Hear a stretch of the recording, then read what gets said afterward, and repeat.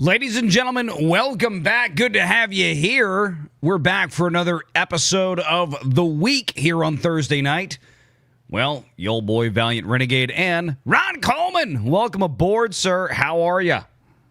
Good, thanks. How are you? Doing very well. It's, there's a lot of news flying around. Oh, man. Stuff is happening. Stuff is happening. I don't know if I've even been able to keep up with it all. Trump had a rather extensive press conference today, and of course, ruffling some feathers. Here's one of the clips we'll be talking about tonight. Pete Hegseth, everybody's favorite Secretary of War. Generally, you don't see fishing in submarines either, sir. So he's talking about more boom booms when it comes to boats coming off of certain South American countries trafficking narcotics into the United States. the U.S. military, as I mentioned, nobody better in the world at mapping networks, identifying who's connected to who inside terrorist organizations. It's just the media is used to hearing that when it pertains to Afghanistan and Iraq and ISIS and Al-Qaeda. But if you reframe how you understand the world in our own hemisphere, that's exactly what these foreign terrorist organizations are. And so we will track them, we will map them, we will network them, and we will hunt them and kill them because they're trying to and they are killing and poisoning the American people. And inside that, we have all the license necessary, all the authorities necessary to take these kinetic strikes, and we'll continue to take them. Yeah, boats go boom. Ron, there's a lot of discussion and debate out there about these. Yeah, you could call it that. These kinetic strikes, as they're referred to, as opposed to passive. Certainly, they're not passive. And there's debate out there as to whether there is authority granted to Article 2 to do this. You have any thoughts on that one, Ron? I have the same kind of thoughts that most people with common sense have, but I don't have lawyer thoughts. I don't have, which are not the same thing. I don't have educated thoughts. I mean, I think that it is preposterous to suggest that people who are smuggling drugs are entitled to the kind of due process, especially after they've been told by a United States Navy or Coast Guard vessel, halt. Yeah, and really? They don't halt. So, Yeah. I mean, logically that makes sense to me, but the fact that some judge from Boston or Timbuktu Honolulu has not yet stopped this suggests to me that there's probably not all that much that the screaming heads can do about it. Maybe I'm wrong. I don't think you are. And I loved this bit of the chyron from Fox News earlier. Trump, we're not happy with Venezuela. Well, listen, they have 5,000 blunderbuss missiles. Here's the thing, and people out there want to debate this, and of course, when I say that, I mean Democrats they just don't like Trump. They don't like the fact that America has said we've had enough, and we're going to have some other stories tonight that shows maybe there's some people out there in the EU that have also had enough, especially when judges say that, well, the sexual assault didn't last long enough for us to. Oh my God! Yeah, unbelievable story. Who are these people? We know who the people are that are doing it. Oh my gosh! It's so bad. I mean, how does a civilization decide we just don't give a shit anymore? In such an over the top way. We'll ask the EU, and I think I've told this story on YouTube before, but I'll tell it again later.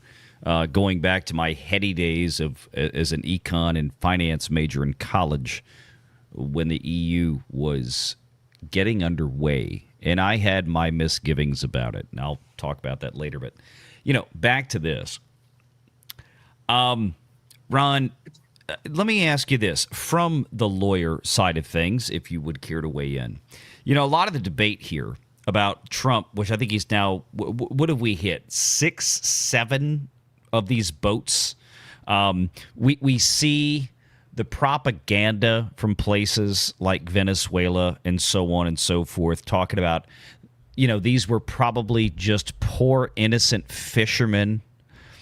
Running those around. Those are the kind of boats that fishermen use all the time. Well, the first line. They keep their bait in those blue plastic barrels. Yeah, kind of like Heisenberg from Breaking Bad. All the dead bodies. Wait, listen to the first line here that Hegseth says. Generally, you don't see fishing in submarines. Generally, you don't see fishing in submarines, and that's mostly what has been going on. But of course, the left never fails to seize an opportunity to propagandize and lie about things, trying to convince the American people that Donald Trump is just dropping bombs on poor, innocent brown people from South America. The song and the refrain never changes. It just gets worse. It just gets inexorably worse. They're shameless. I mean, they do they hear themselves? Do they not hear themselves? Do they hear themselves and pat themselves on the back and say, it's great. No matter what Trump does, I'm against it. I'm doing such a great job of being consistent. or do they say, well, it'll sound bad. I know I'm doing the right thing, but I'm not going to listen to myself. I don't know. Yeah, what strikes me, Ron, is that the argument here has been that Trump has no authority because Trump is doing this outside of the proper channels of the judicial system, law and order, right? Which I keep scratching my head saying, wait a minute. These are designated terrorist organizations by the Department of Defense, by the executive. And these strikes are happening, these kinetic strikes are happening in international waters. And they are being measured specifically against assets, foreign assets that have been designated as terrorist assets. And for some reason, Ron, the left is screaming that this is terrible and wrong, and we should be cuffing these people on these drug boats and then hauling them into the American judicial system for jurisprudence or some damn thing. The reason is spelled T-R-U. Okay. Me. It's just because Trump's doing it. If this were an initiative of, the great Joe Biden, that incredibly proactive, dynamic president, or drone master Barack, Drone master Barack, they'd be delighted. They would. It would be just one more reason to strike medals in their honor. But whatever Trump, I know that I'm expected to come up with some kind of sophisticated take, but I don't think there's all that more to it than that. I mean, does anyone? One thing we know, and one of the advantages of what happened during the Biden years was that we really got to see people's true colors. One thing we know for sure, None of these people care about civil rights. No, that much is true. That much is true. By which I mean civil liberties. Okay. Yes. The way they celebrated political persecution of political enemies and of anyone having anything to do with the J6 events. Well, they always go back to that. They always go back to that. Oh, well, Republicans, January 6th. If that's going to be your siren call, good freaking luck. Let me grab some of these super chats here real quick. I'm going to pull up another video that is tied to this. And for those of you who don't know, the dong joke began last night on the main channel on Valiant Renegade. Last night was apparently an eventful night, not only for Venezuelan drug smugglers. No, also for the Renegade Nation, because it bled out and I thought, so just for more background, folks, why wasn't Ron on the Pro Show last night celebrating with the gang? I was speaking of, he's in your chat, dude. He's in my he is a Friends of Ron, and he really Pro is so much more than that.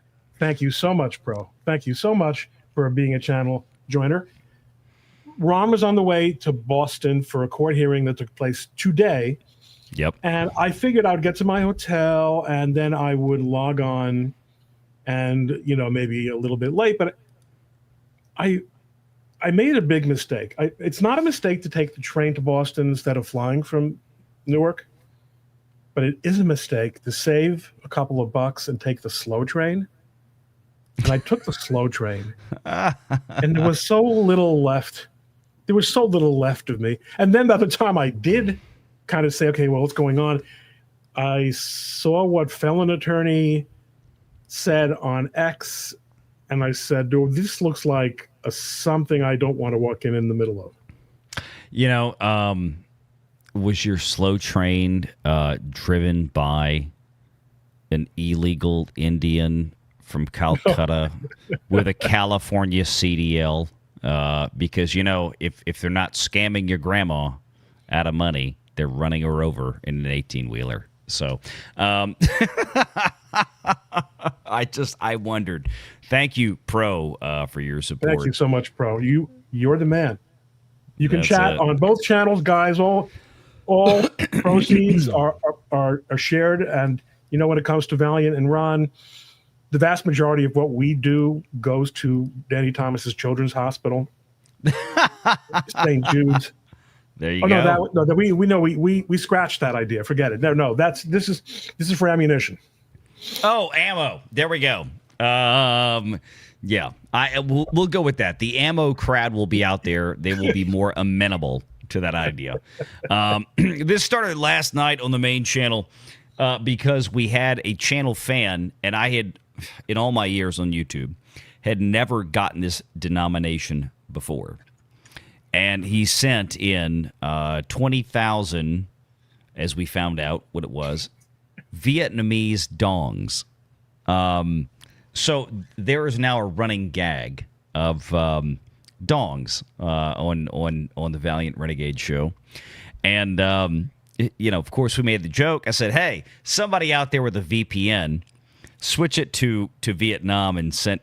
Marcus did it. And now he's doing it again tonight. And, of course, as we proudly proclaim, always being slightly less gay than Jeremy and D-Day Cobra, we have managed to now take more dongs in an hour than Bonnie Blue in Lily Phillips. 120,000. Now 200,000 of these tonight. Here's some dong for your pleasure, Marcus says. Okay, I guessed at least one more dong reference was going to happen. Well, you did it. Marcus, thank you. With Marcus, there's never just one more reference. No, there really isn't. Marcus for 10 American dollars. Marcus Quintus donates 10 President Macho Camacho level memberships. Packing Protons says for 2 Islam needs to go away. Well, there's a lot of people in Europe that may share your sentiment. But none of them are in power. Unfortunately. You got people like Keir Starmer. The Tennessee Tornado for 10 gifted 5 Dong Diddly Dong memberships. And bedtime for Oraxis. Have a good show, guys. Oraxis, man. Thanks for being here. Thank you, ORAXis. Yes, indeed. And Albertus for 5. The USS Ward did not extend due process to a Japanese midget submarine at Pearl Harbor on so let me just say this about that, Albertus. You are right about this, as alluded to by Renegade Valiant Nation. Valiant just said, it's international waters. This is more in the nature of shore defense than the cops. Granted. But let's face it, it's not. The Japanese did a sneak attack. They were supposed to declare war before the sneak attack, like 10 minutes before. They declared war during the sneak attack, or maybe 10 minutes after. I don't remember the exact, but the point is, it was clear that we were at war with Japan. Mm-hmm. Those zeros had Japanese insignia on them. Venezuela, what we have in the 21st century is that countries like the United States, and guess what? In the 21st century, there are no countries like the United States. There's just us. It's a monopolar world. There is one hegemon, and it's the United States of America. And the only way you can whittle away at American interests and power is by asymmetrical actions. Terrorism, narco-terrorism, drug smuggling, attacks on technology, attacks on the grid,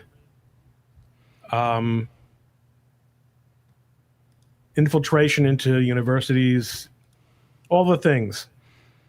So we're not going to get that. Here's Venezuela. Venezuela is even more of a mismatch for the United States than Japan was in 1941. They're not going to attack first and then give us the opportunity to have a real military. But the thing is about libs is that they'll buy into this every time, single time. Whether it's disproportionate, whether it's we should be better than it, like there's always some rationale. There's always some reason why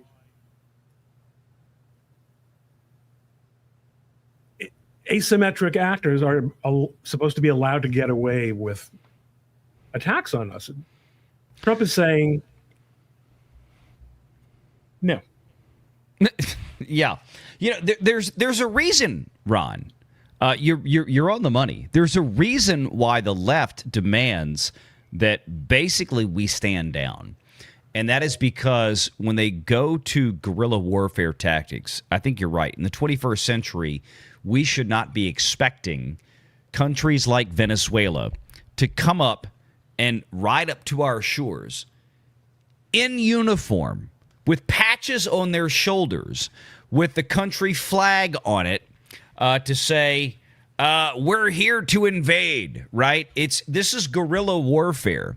And the left demands that we play down to their level, right? And basically put the handcuffs on ourselves because they're just poor third world brown people.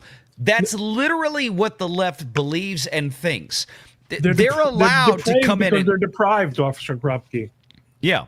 They're allowed. Places like Venezuela, and just as much as, I'll put it this way. I'll make this as blunt as I can. Ladies and gentlemen, Renegade Nation, you ready?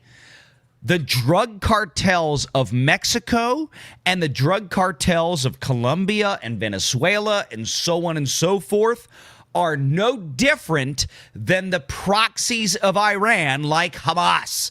And there is a reason that the U.S. government the executive has designated them in such a manner to share the same designation as a Hamas or a Hezbollah because they are terrorist proxies. To play the game that we have to, well, you know what? We can't do this because of the Geneva Convention or some bullshit, to tie our hands and continue to be attacked as a sovereign nation because they're at a disadvantage. And we hear this from the left all the time, right? It's like with Israel and Hamas. Well, Israel, blah, blah, blah. Hamas, this, that. You know what? It doesn't matter. Just because Hamas is a less efficient, army than a professionally trained army doesn't give them some extra handicap like it's a golf game. It's ridiculous. I'm sorry, Ron. Let's also not be naive. There is a something that I believe the administration is working its way to, and they're doing it, I think, very deliberately and carefully. This is not just a matter of interdiction of drug smugglers that the Nicaraguan government is doing a bad job of controlling. They run Venezuela.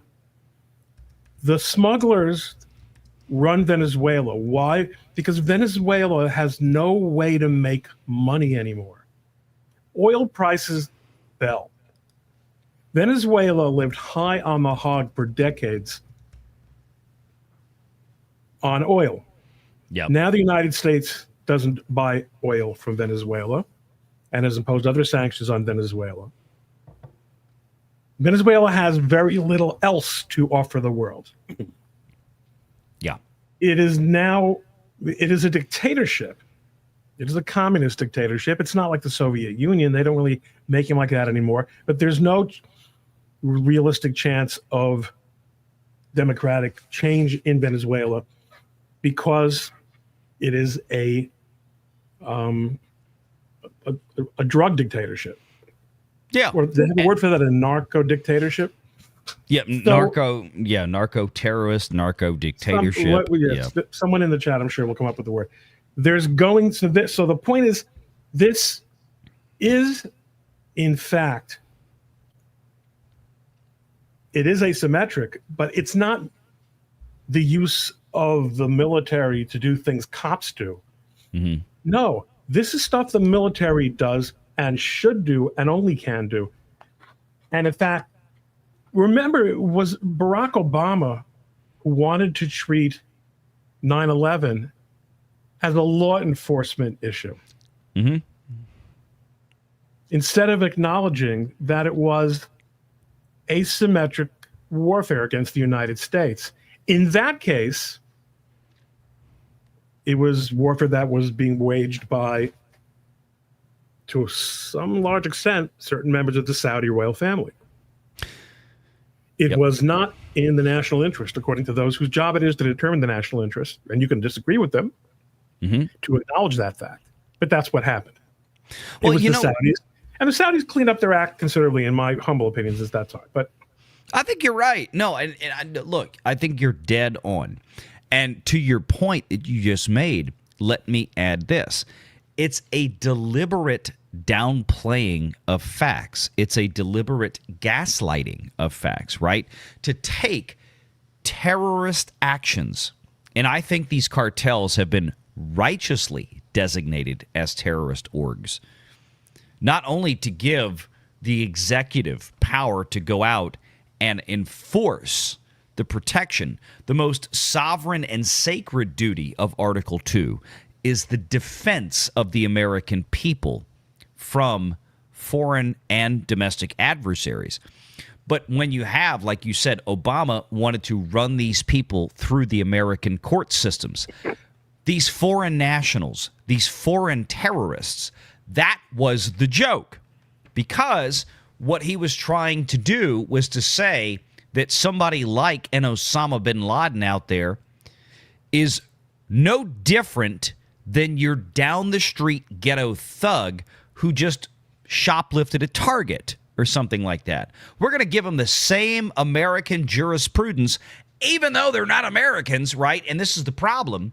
And this goes, and let me pull up this clip. I love this, came from the same press conference today. Check this out. If you are declaring war against these cartels and Congress is likely to approve of that process, why not just ask for a declaration of war? Well, I don't think we're going to necessarily ask for a declaration of war. I think we're just going to kill people that are bringing drugs into our country. Okay? We're going to kill them. You know, they're going to be like dead. Valiant, Okay. so hold it for a second. That's it. Go ahead. I don't know this reporter. I don't know if he's a guy with an agenda. It might not be a bad. It really doesn't. It's not a bad question.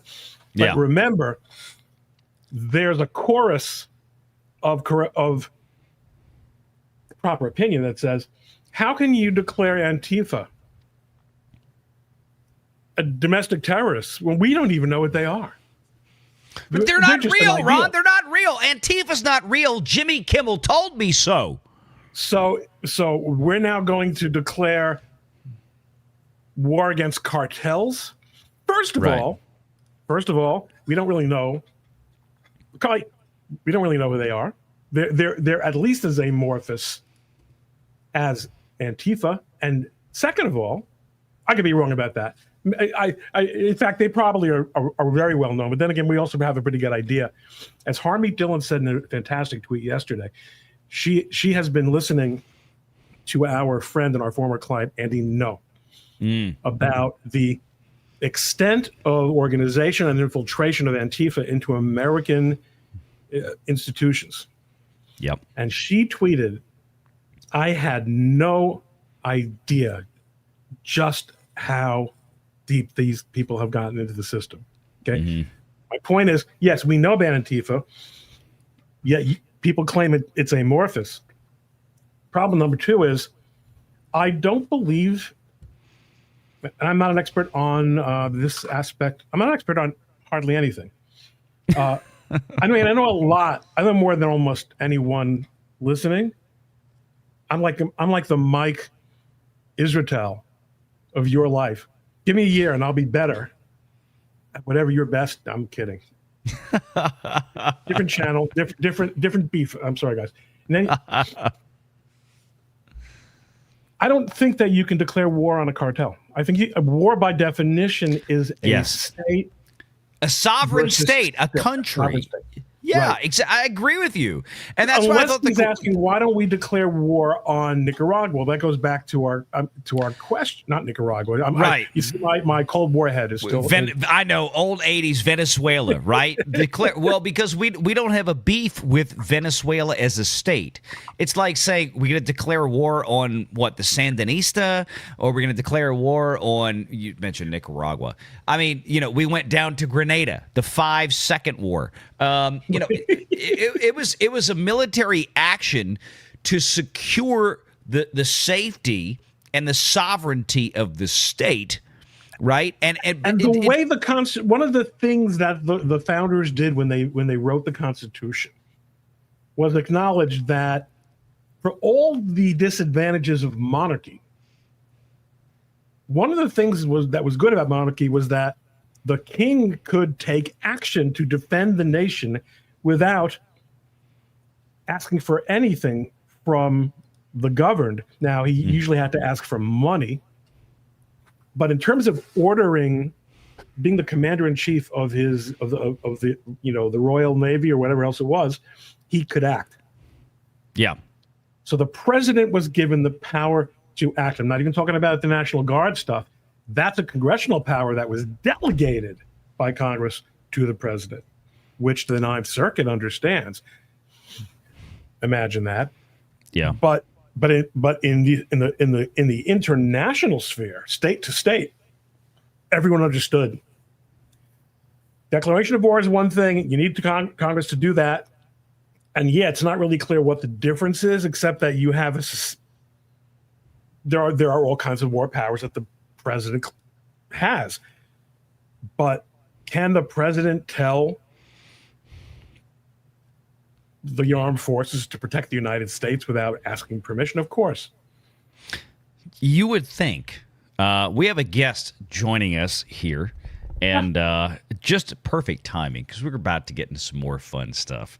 Let me tell you what, this guy, well, the left hates this guy. Most accurate pollster during the 2024 election, and we all know how that turned out.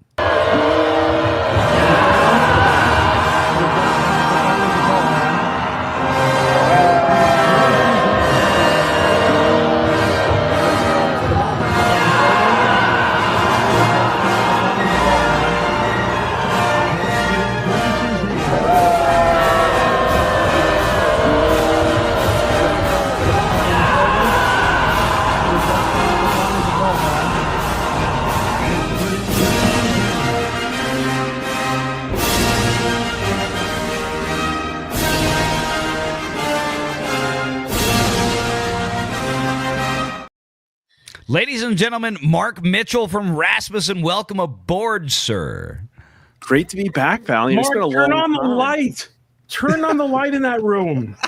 Ron, You're I a just got handsome a guy. If Nice. a guy who looks like me can use this much voltage, why would a movie star looking guy like you be hiding in a cave? I have cheap Amazon floods. They are dying. I got really tan this summer. Like, I don't know what to tell you, Ron. I'll get an extra light. I'll try, but Yeah, speaking Yeah. of polling and getting tan this summer, well, New York is cooked. Oh, word. Maybe we're going to go here next. He's not burying New York. He's not the one who's burying New York. It's New York, the one that's burying New York. There Yeah, you there go. you go. That's That's exactly it. It's the voters. And look, I can completely understand what's going on in New York because, my God, I've been down here in New Orleans for 46 years, and the overwhelming vast majority of the electorate in New Orleans is wholly incapable of voting for proper governance. And there's nothing that's going to change that anytime soon. And New York is about to, I mean, we've been making jokes for years, is about to go over a cliff. And maybe the debate tonight is, that might be a good thing because, what do you do with a junkie? You let them hit rock bottom before you can rebuild them. Maybe, I hate to say it, but maybe New York needs the same thing. And it looks like that's exactly where they are headed. Valiant, let's name a place, an American city or state, where that's worked. So far, none. I don't know if any have hit rock bottom yet. No, they've hit rock, but they might, because I think that they might skim along on rock bottom for decades because as long as there's money. Yes, I was at the Until financial they run support. out of money in San Francisco, until they run out of money in Portland, they will continue to keep governing it the way they do and recycling the same politics the way they do, because the ones who are affected, the ones who have the most to lose, are not the ones who can, the ones that have the most to lose by the policies, not by the continuation of the policy. Yeah. By these policies, they're not. They have nothing to say about it. That you're right. There is. See, New York has slid by for a very long time on tourist money, Wall Street, and pure critical mass. It's just so freaking big. It's so freaking big. And as disastrous as so much of the infrastructure is, and to a large extent, that's not really anyone's fault. It's largely the result of decisions made even before I was born, I mean, really long time ago type stuff. Like, you can't say that about Houston. Houston, the disaster that is Houston in terms of urban planning, that's 2 generations of stupid decisions. But New York's, bad planning goes back 150, 200 years. Okay, fine. But what happened? COVID broke the back of the tourist industry. even though it's come back to a large extent, but it changed. And, and of course, the immigration crisis. The open, so, New York was not the hardest hit by open border because it's so far from the southern border, but it was hit hard. It was hit really hard. It's just so big. It's so representative of everything bad that's going on in the country. So it took a lot of hits. And after COVID, the money, the commuter money, the commuter influx, the public spaces, all those things have not recovered. And meanwhile, you've got, so more and more middle class, what was left of the middle class has left the city. Yeah. I sat next to someone on the train today who said I think she might have been older than I am. She said, it used to be Manhattan was a millionaire's playground, and now it's a billionaire's playground. But it's also largely an absentee billionaire's playground. Yeah. Yes. They buy these 20, 30, 40, $50 million apartments. They don't live in them. They're either laundering money or their investments, whatever the heck it is. They're not affected. They're not part of the political or the social life of New York City. And it is packed with people who are not Americans, who are voting. It's just and by the way, it's the same thing. London, same thing. London is almost a mirror image. It is, and we've got Except friends. They started importing massive third world immigration sooner than New York did, and they haven't been as rich and influential as New York has been, in a very, very long time. And they're also they're Britishers anyway, and they have certain problems that we don't have here. I would agree. And I know, Mark, I know you have some thoughts on this because with your polling and what you saw the trending, especially in the 2024 November election, the shift to the right. And I will say this, is that one of the worst, at least in terms of per capita, crime-ridden shitholes in America. And a place that is just atrocious to have seen it happen to. Y'all know me. I adore Tennessee. I mean, I've been shopping. Y'all have heard me talk about this. I've been shopping for property up there on the eastern side, around Chattanooga, in that area. Our good friends, the girls from Force of Light, live up that way. Many others, I don't want to name and dox where they are, but everybody knows that's where the girls live. But, I mean, it's a beautiful area. Memphis, Tennessee has been an absolute dumpster fire, right? And this is the kind of turnaround that I'm talking about. Now, granted, there are some caveats here that Tennessee has working in its favor currently that New York does not have. But, Mark, this is what I want you to talk about because maybe there's a shift moving in that state to have seen how close it was. Scoop, Trump's Memphis, Tennessee, Memphis, and everything up and down the Mississippi River, right, has become just a ghetto shithole in the last several decades. It's turned into a crime-ridden dumpster fire. Trump's Memphis crime crackdown locates dozens of missing kids and removes 109 gangbangers from the streets. And let me tell y'all, if y'all have any knowledge of how urban areas work. It's so so native. Y'all. Oh, that y'all. He knows he has the pipes too. He has to just lord that over me. Yeah. Y'all. Here we go. No, here's the thing though, is that whether it's New Orleans or New York or Chicago or Memphis or anything along those lines, most law enforcement officers know that probably 80+% of the crime in any city like this is committed by the same people over and over and over and over and over and over again. It's the same 100 to 200 people in the city that keep committing the most violent, repetitive acts. 109 gangbangers swept up and taken out in Memphis, Tennessee. People have talked about how Memphis, people in Tennessee, say Tennessee's beautiful, but we disclaim Memphis because it's become such a shithole. I remember driving through Memphis probably 10 years ago with my family on the way back from a Thanksgiving at another family member's house up in St. Louis, which is also a dumpster fire. And coming back through, I wanted to show him Memphis and everything. And I remember getting off the interstate and like, oh, look, here's Beale Street. My wife about hit me. She's like, get us out of here now. And I started looking around. I'm like, oh, this is not what it was. It's not. And it's gotten even worse. So this is the point. When you have a friendly governor that says, hey, look, we don't have the resources to do this on our own, but we desperately want to clean this up. And you say, hey, Donald Trump, let me give you my permission slip to bring your federal forces in here and help us out. God bless you. Thank you. This is what happens.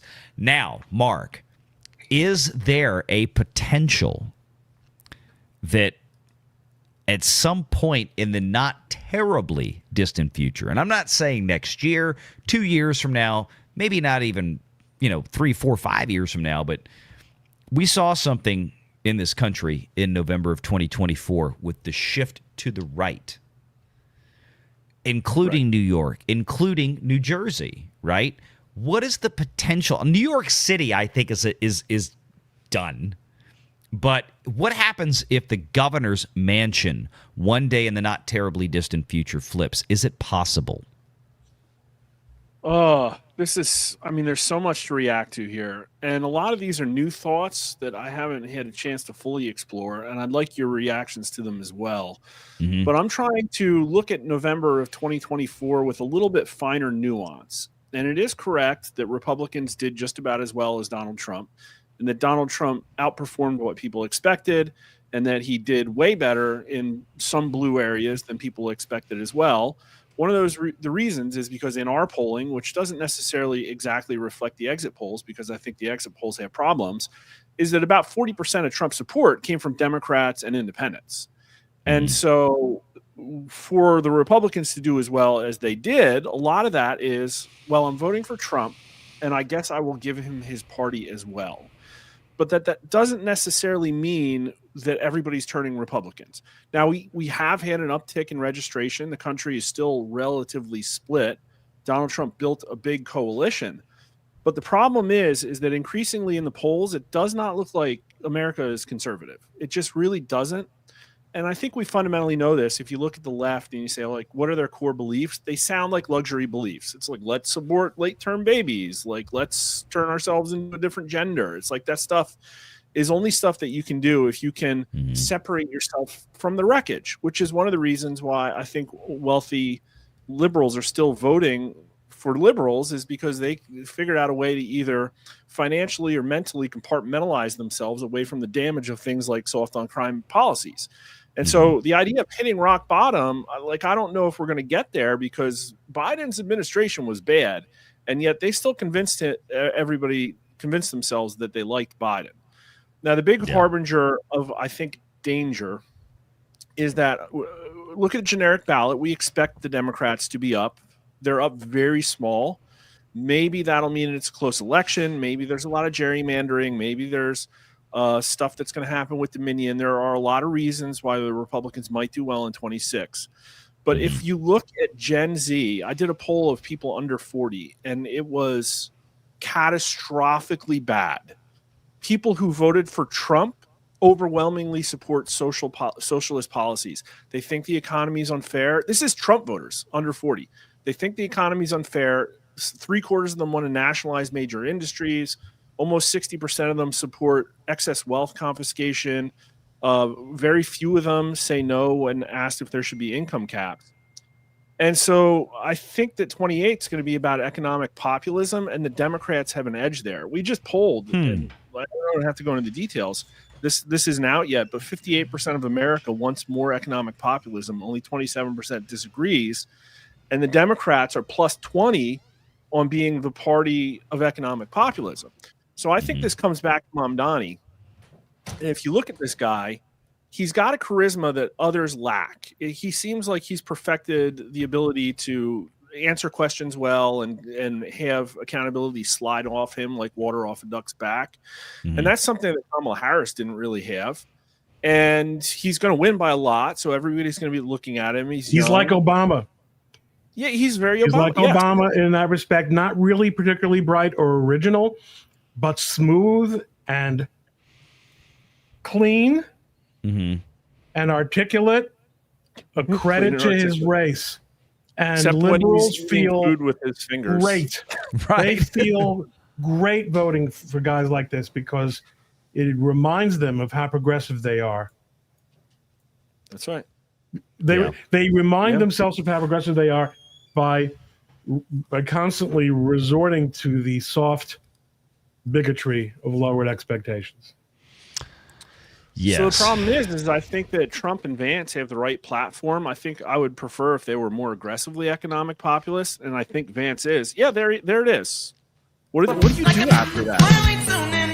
You like go to the bathroom?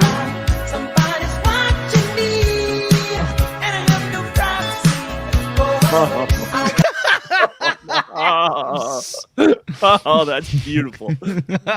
I'm not sorry.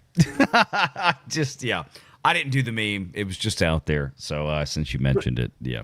If you look at the right, though, conservatism seems an awful lot like luxury beliefs now to me as well. When I consider how people are responding to our polling, it's like, oh, we're going to run on pro-life. Nobody really cares about that anymore. They just don't. Work hasn't been done. Oh, we're going to run on like corporate tax cuts and trickle down economics. People think that that's being urinated on. And so with Mamdani, I don't think he's going to be able to screw New York up that much, because I think New York's probably also got a lot of commies already on their city council. Yeah, I agree with you on that. I think there's a lot of excessive, what's the word? Catastrophizing over Mamdani. I think he's just a logical outcome of where New York City has been politically really for 10 years. And it, in a way, it's better because not necessarily because of this great, let him bottom out, because who the hell, as long as the money keeps flowing, and Trump is doing a lot in other places to work on that money flowing, which is good. But as long as it's flowing, these people are going to do what they do. But it helps to have the Mamdani guy right up front being the poster child for the policies, because de Blasio, he kind of was also, but he was able to coast on the really good years under Bloomberg. He was dictator during COVID, so he got a pass on a tremendous amount of stuff. And then Adams, well, I don't know if you noticed this, but Adams, besides being a former cop, is colored. So he was never really going to get, and it's not like he's Justice Thomas or the wrong kind of colored. Right? In other words, he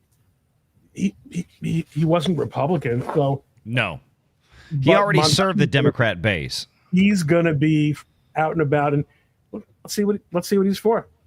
But let's see what he can.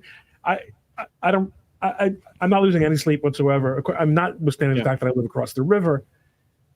What happens in New York, believe me, it affects everyone's lives well within a circle far beyond where I live. I think this is a canary in the coal mine, though, where it's like the crazy loonies aren't confined to the squad. And if they're smart, they'll get in, and he'll just be like congenial and effective, and he won't do crazy communist stuff. But I think he more represents like what your average Zoomer really wants to see. And I think that Vance could compete with him. But the problem is I don't know if Vance plus the Republican Party can compete with him, because the Republican Party is still just overwhelmingly like big business, neoconservative. You know what I mean? It's like, no, I don't. Who are you referring? Like, what's an example of? You mean like the people who are politicians in the Republican Party? Yes, exactly. That will need to collaborate with what the new Republican Party needs to become, which is actually American first economic populism. And that's the problem. It's like, okay, Trump got in and it was beautiful and we're hacking apart the government. And the first thing you hear is like, oh, Washington, D.C. is talking about an amnesty bill behind closed doors. I think Tucker had a good video about it, about the 5 pillars of America First, and about how basically Republican elected representatives still to this day, the majority of them aren't aligned with that. And that's the problem. The music has stopped. There is going to be a reckoning on the right, and people don't want to, like, they grifted too close to the sun, and now the economic situation doesn't work for Americans. And so it's they don't a shame that Tucker Carlson, of all people, won't be the one to fix that problem.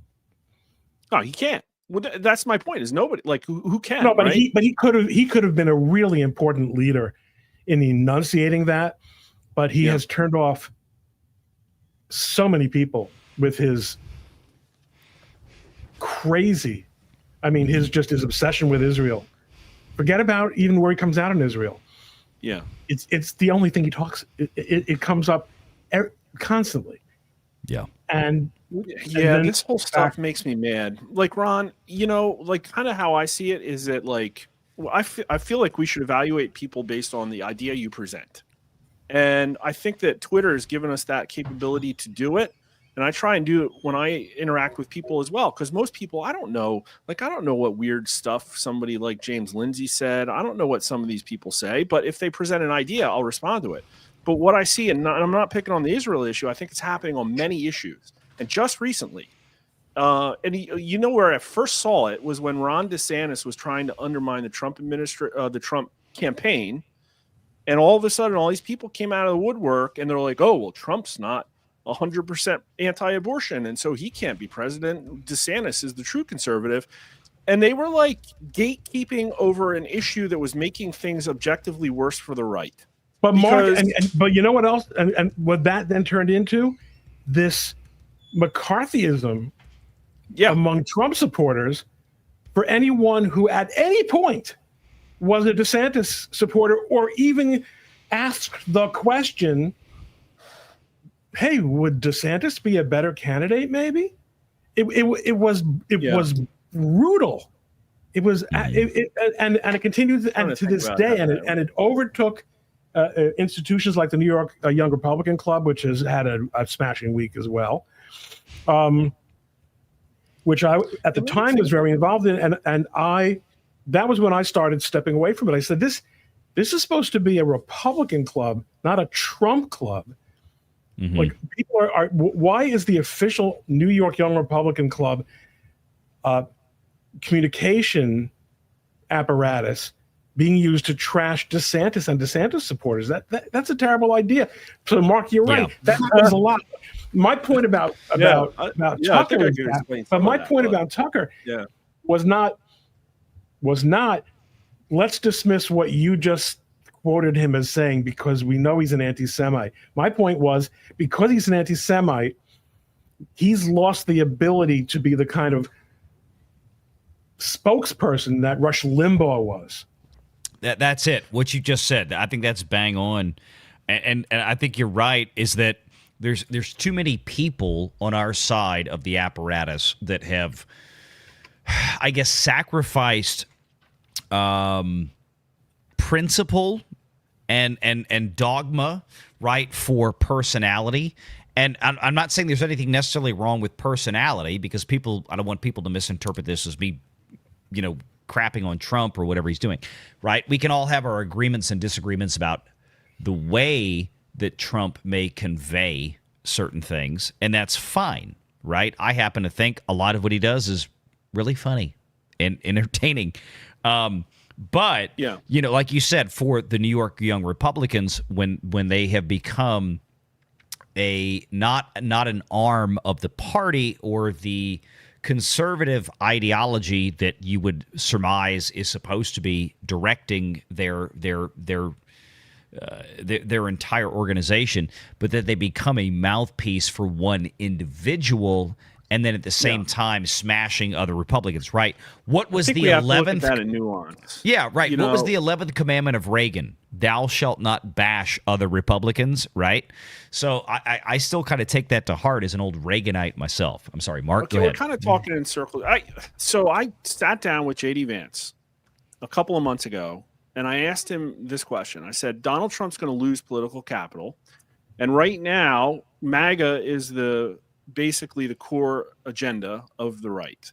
And what's going to happen as Donald Trump loses political power is all of these establishment interests are going to reassert themselves and try and take back control of the Republican Party.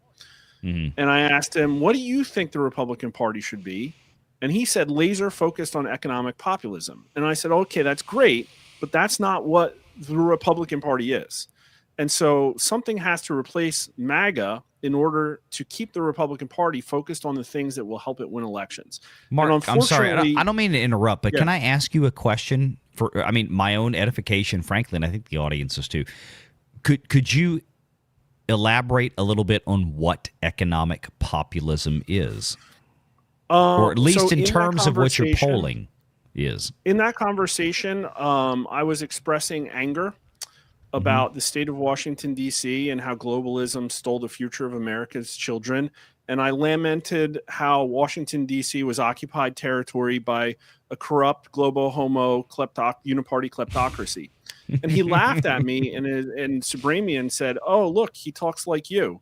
And so that's economic populism. Basically, we have a situation where wealth and power has been concentrated into an oligarchy that has complete control over the government, and they've literally grifted everything. Every immigration program, every military dalliance, every tax loophole, every way that losses can be socialized into the American people, that jobs can be shipped over to the lowest common denominator. There's literally global welfare everywhere. I just saw yesterday on Twitter, apparently 25% of Somalia's GDP is remittances. What the hell? Literally 20% of truckers in this country are Punjabi. Like, how did that happen? We've got a clip for that. We're going to get to that later. 62,000 CDLs in California were given to illegals. We're going to get to that because these stories keep piling up. But I'm sorry. Go ahead. I work for Walmart, and their technology, the biggest company in the U.S. by revenue. Their technology is between 60 and 70% Indian foreign national. And the sum total of H-1B visas, Mark? H-1Bs? Yeah, and whatever other visa party. But I had grokked through the math, and I said, okay, well, like every worker here on temporary visa, if they sent back, what economic power on an annual basis would be given back to the American worker? $350 billion a year. That's what our immigration has cost. Now, so here's the situation, though. If you want to fix the economy for the American worker, allow them to be able to buy a house, be able to support a family on a single income, have a job, you have to get those people out of the country immediately. And that is politically unpalatable to anybody with an R after their name. They're just not going to do it. And so that's the situation. And this, this is what people want. Agree or disagree? Do you? No. My question to you, I agree with what you said, but except that it's politically unpalatable. I don't know why you say it. I think you could have said that 5 years ago, but I think it's I really think it's a new world. No, I think the people want it, but I'm saying if you go to John Thune and say you have to pass this bill, we're gonna literally denaturalize like 10 million. You know what I mean? Like recently. Yeah, they don't have the balls for that. You're right about that. That's what I'm saying. Is like that's the kind of fixes that this unfortunately needs, and it's not the only fix. Like we have to radically overhaul the healthcare industry yesterday, or our dollar is done. Like we are literally on the brink. I did the math: $38 trillion of total public debt. Guess how much of that is the sum total cumulative expense of Medicare and Medicaid? Oh, a tremendous amount. 20 trillion, over half. Yeah. $20 trillion. Well, Mark, I've been saying for quite some time here. I've been doing this for over 20 years in that industry. This goes back to the days of Medicare, right? When that started in the 70s, just like the federalization of the student loan programs. Any time that you take a pure free market out of action and competitive forces are basically laid bare and laid to waste, and you put everything in the hands of a single payer system like the government, costs will always go up. This is a truism of economics that is basically, absolutely, unquestionably irrefutable.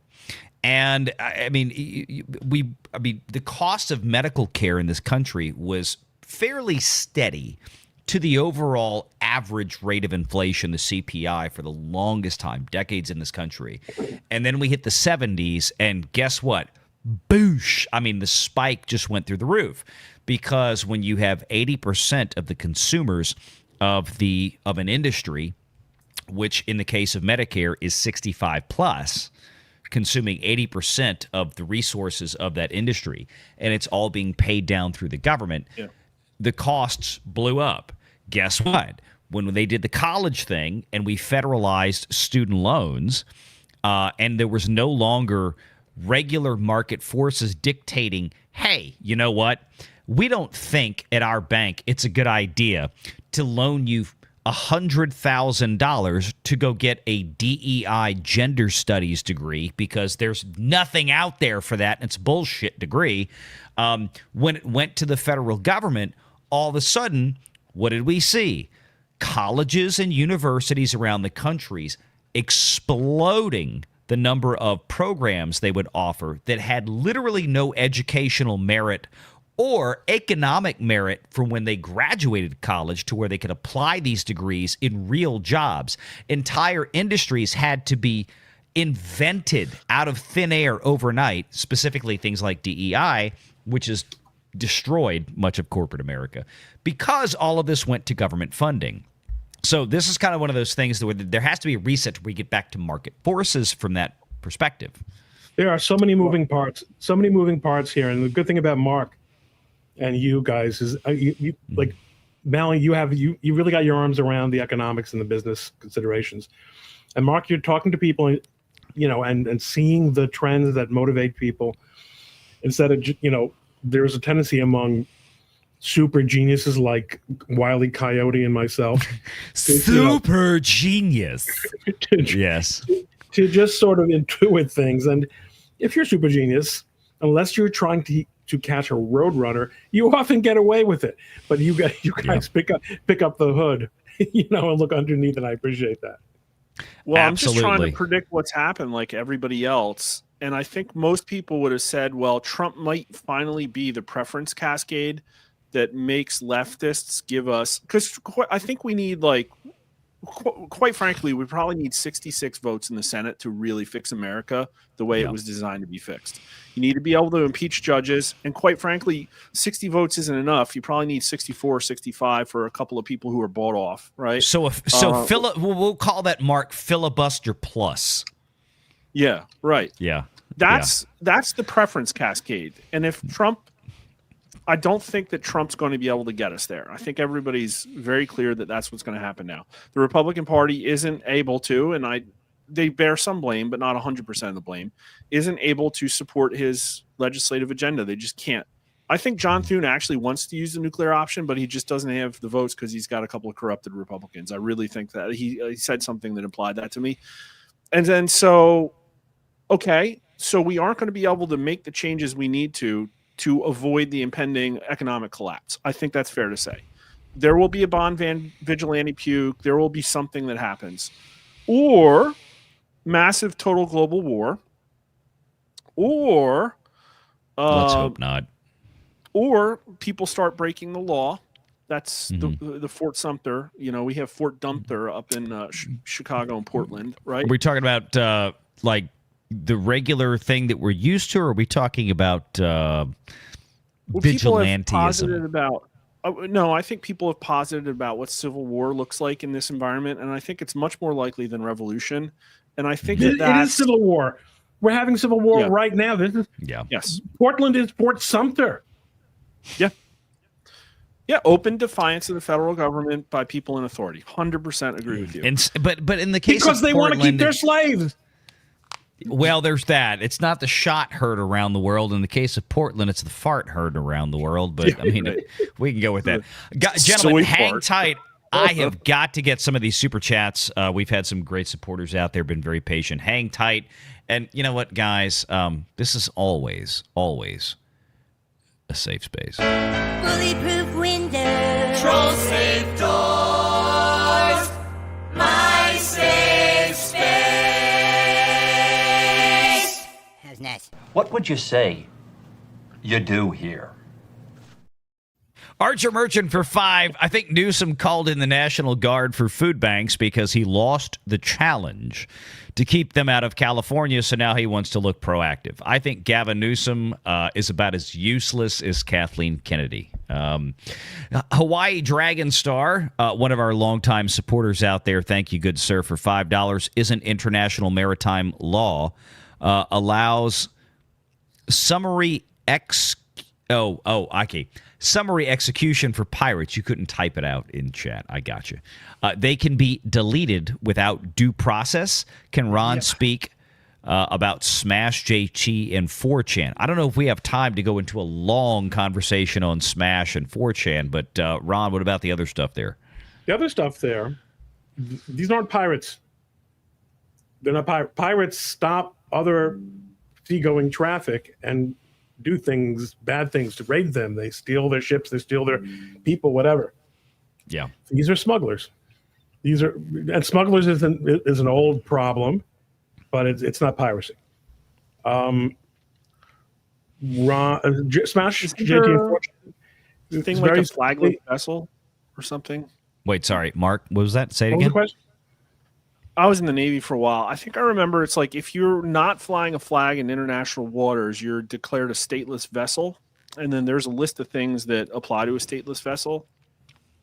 And I think one of them might be sinking, but I don't remember the conditions under which. I don't know. Yeah.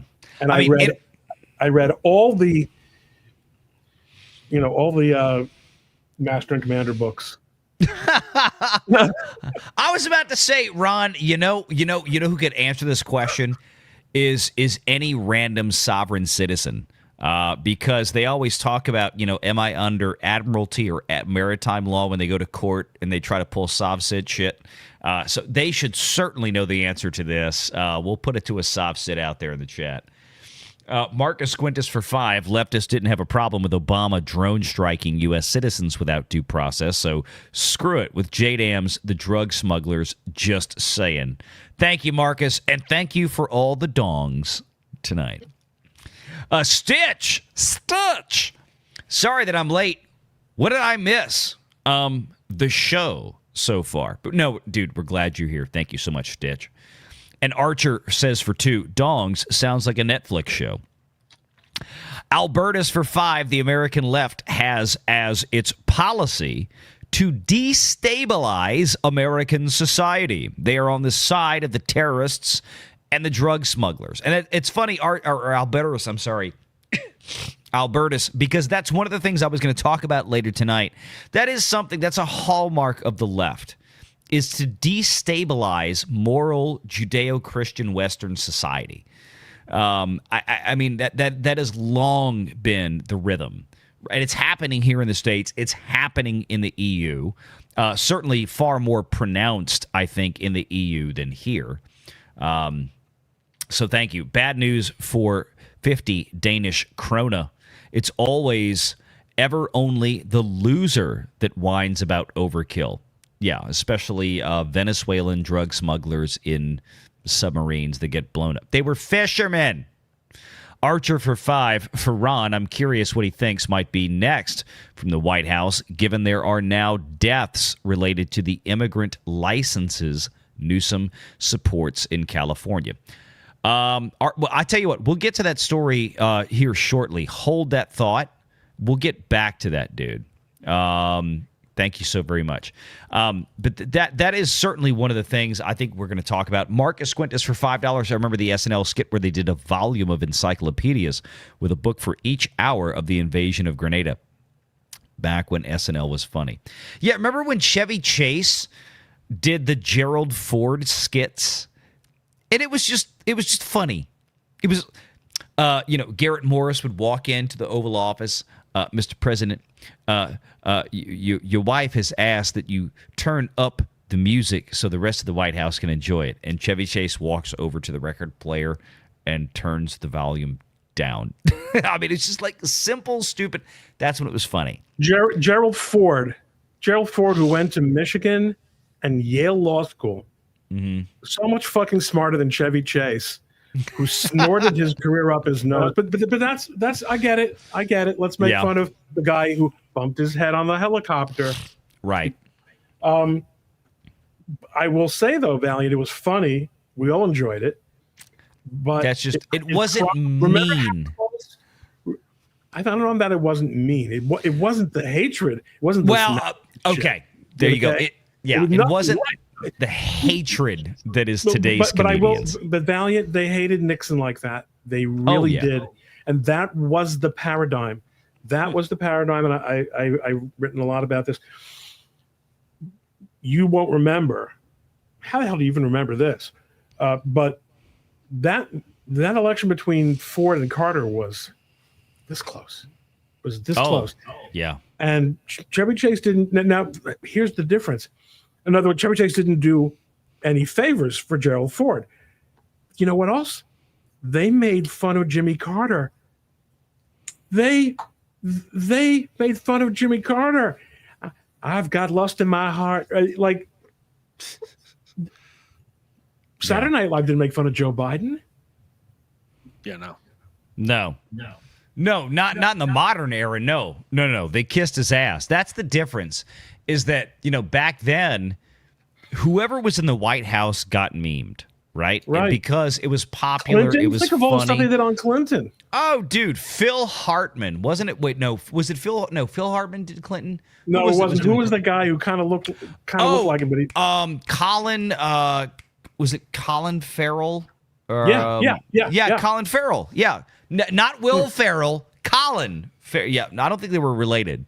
But yeah, no, they did that. And it look, and that was kind of the point of it, is that no matter who was there, they meted out the insults equally. It's kind of like South Park over the years. Like if you go back the entirety of nearly 30 years of South Park, they have been overall pretty even keeled. They like South Park's mission was to insult literally everybody on Earth.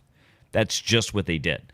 SNL used to be that way. Now they're anti-Trump, they're anti-America, they're anti-capitalism. They're just, the bias is obvious, right? That's what it boils down to. So, any case, let me grab a couple of more here. We've got Gardening Snail became a YouTube member. I think that is on your channel, Ron. Gardening Snail became a YouTube member. Thank you, Gardening Snail. I love you. And Crimson Splat for $2. I love you, Gardening Snail, in a way I could never love a slug. The thing about a snail is that you have the modesty. You have the shell. The slug is just out there.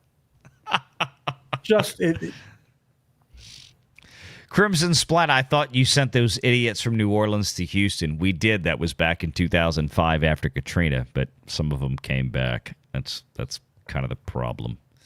But in any case, okay, so we had a couple of other stories here to get to.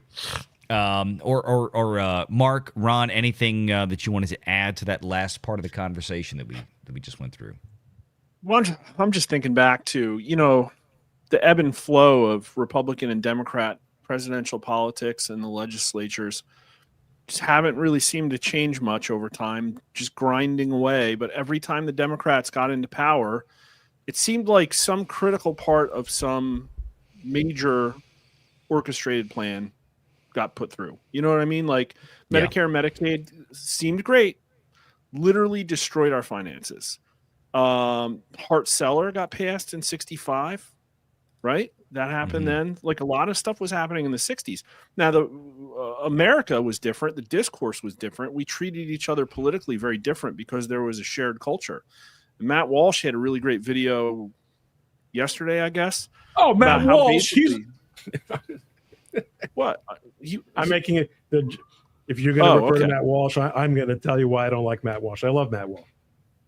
Oh, okay. Yeah. No, I just watched his video, and it was a video about shared American culture and how we're cooked, because there basically is none, and whatever's left is about to get obliterated by AI. And how it all started. I'm not worried about the AI. Come on, let's not mix that. That's not our problem. That's not the problem. That's not the problem.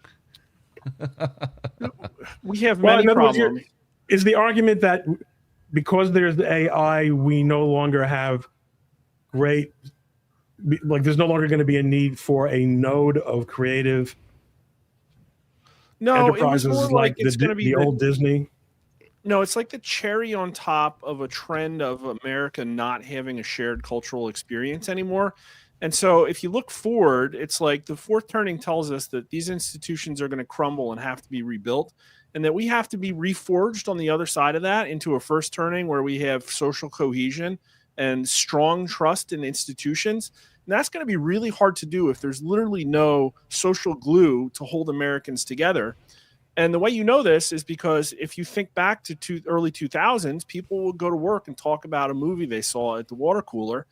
And that has been completely eradicated by online social media and algorithms, and the fact that you can get whatever music you want on Napster. You don't have to, or, Spotify. You don't have to listen to the radio. And the AI will be the final push, where it's like, okay, if everybody's getting hyper personalized entertainment on the fly, served specifically to them in a way that they can't share. Are you suggesting that we're worse off with the Will Stancil show than we would have been without the Will Stancil show? Is that? I think I've replied to that guy a few times. Is he a clown? I think he is, right? Yeah. Okay. Speaking I don't really of clowns, remember the names of the people that I troll, but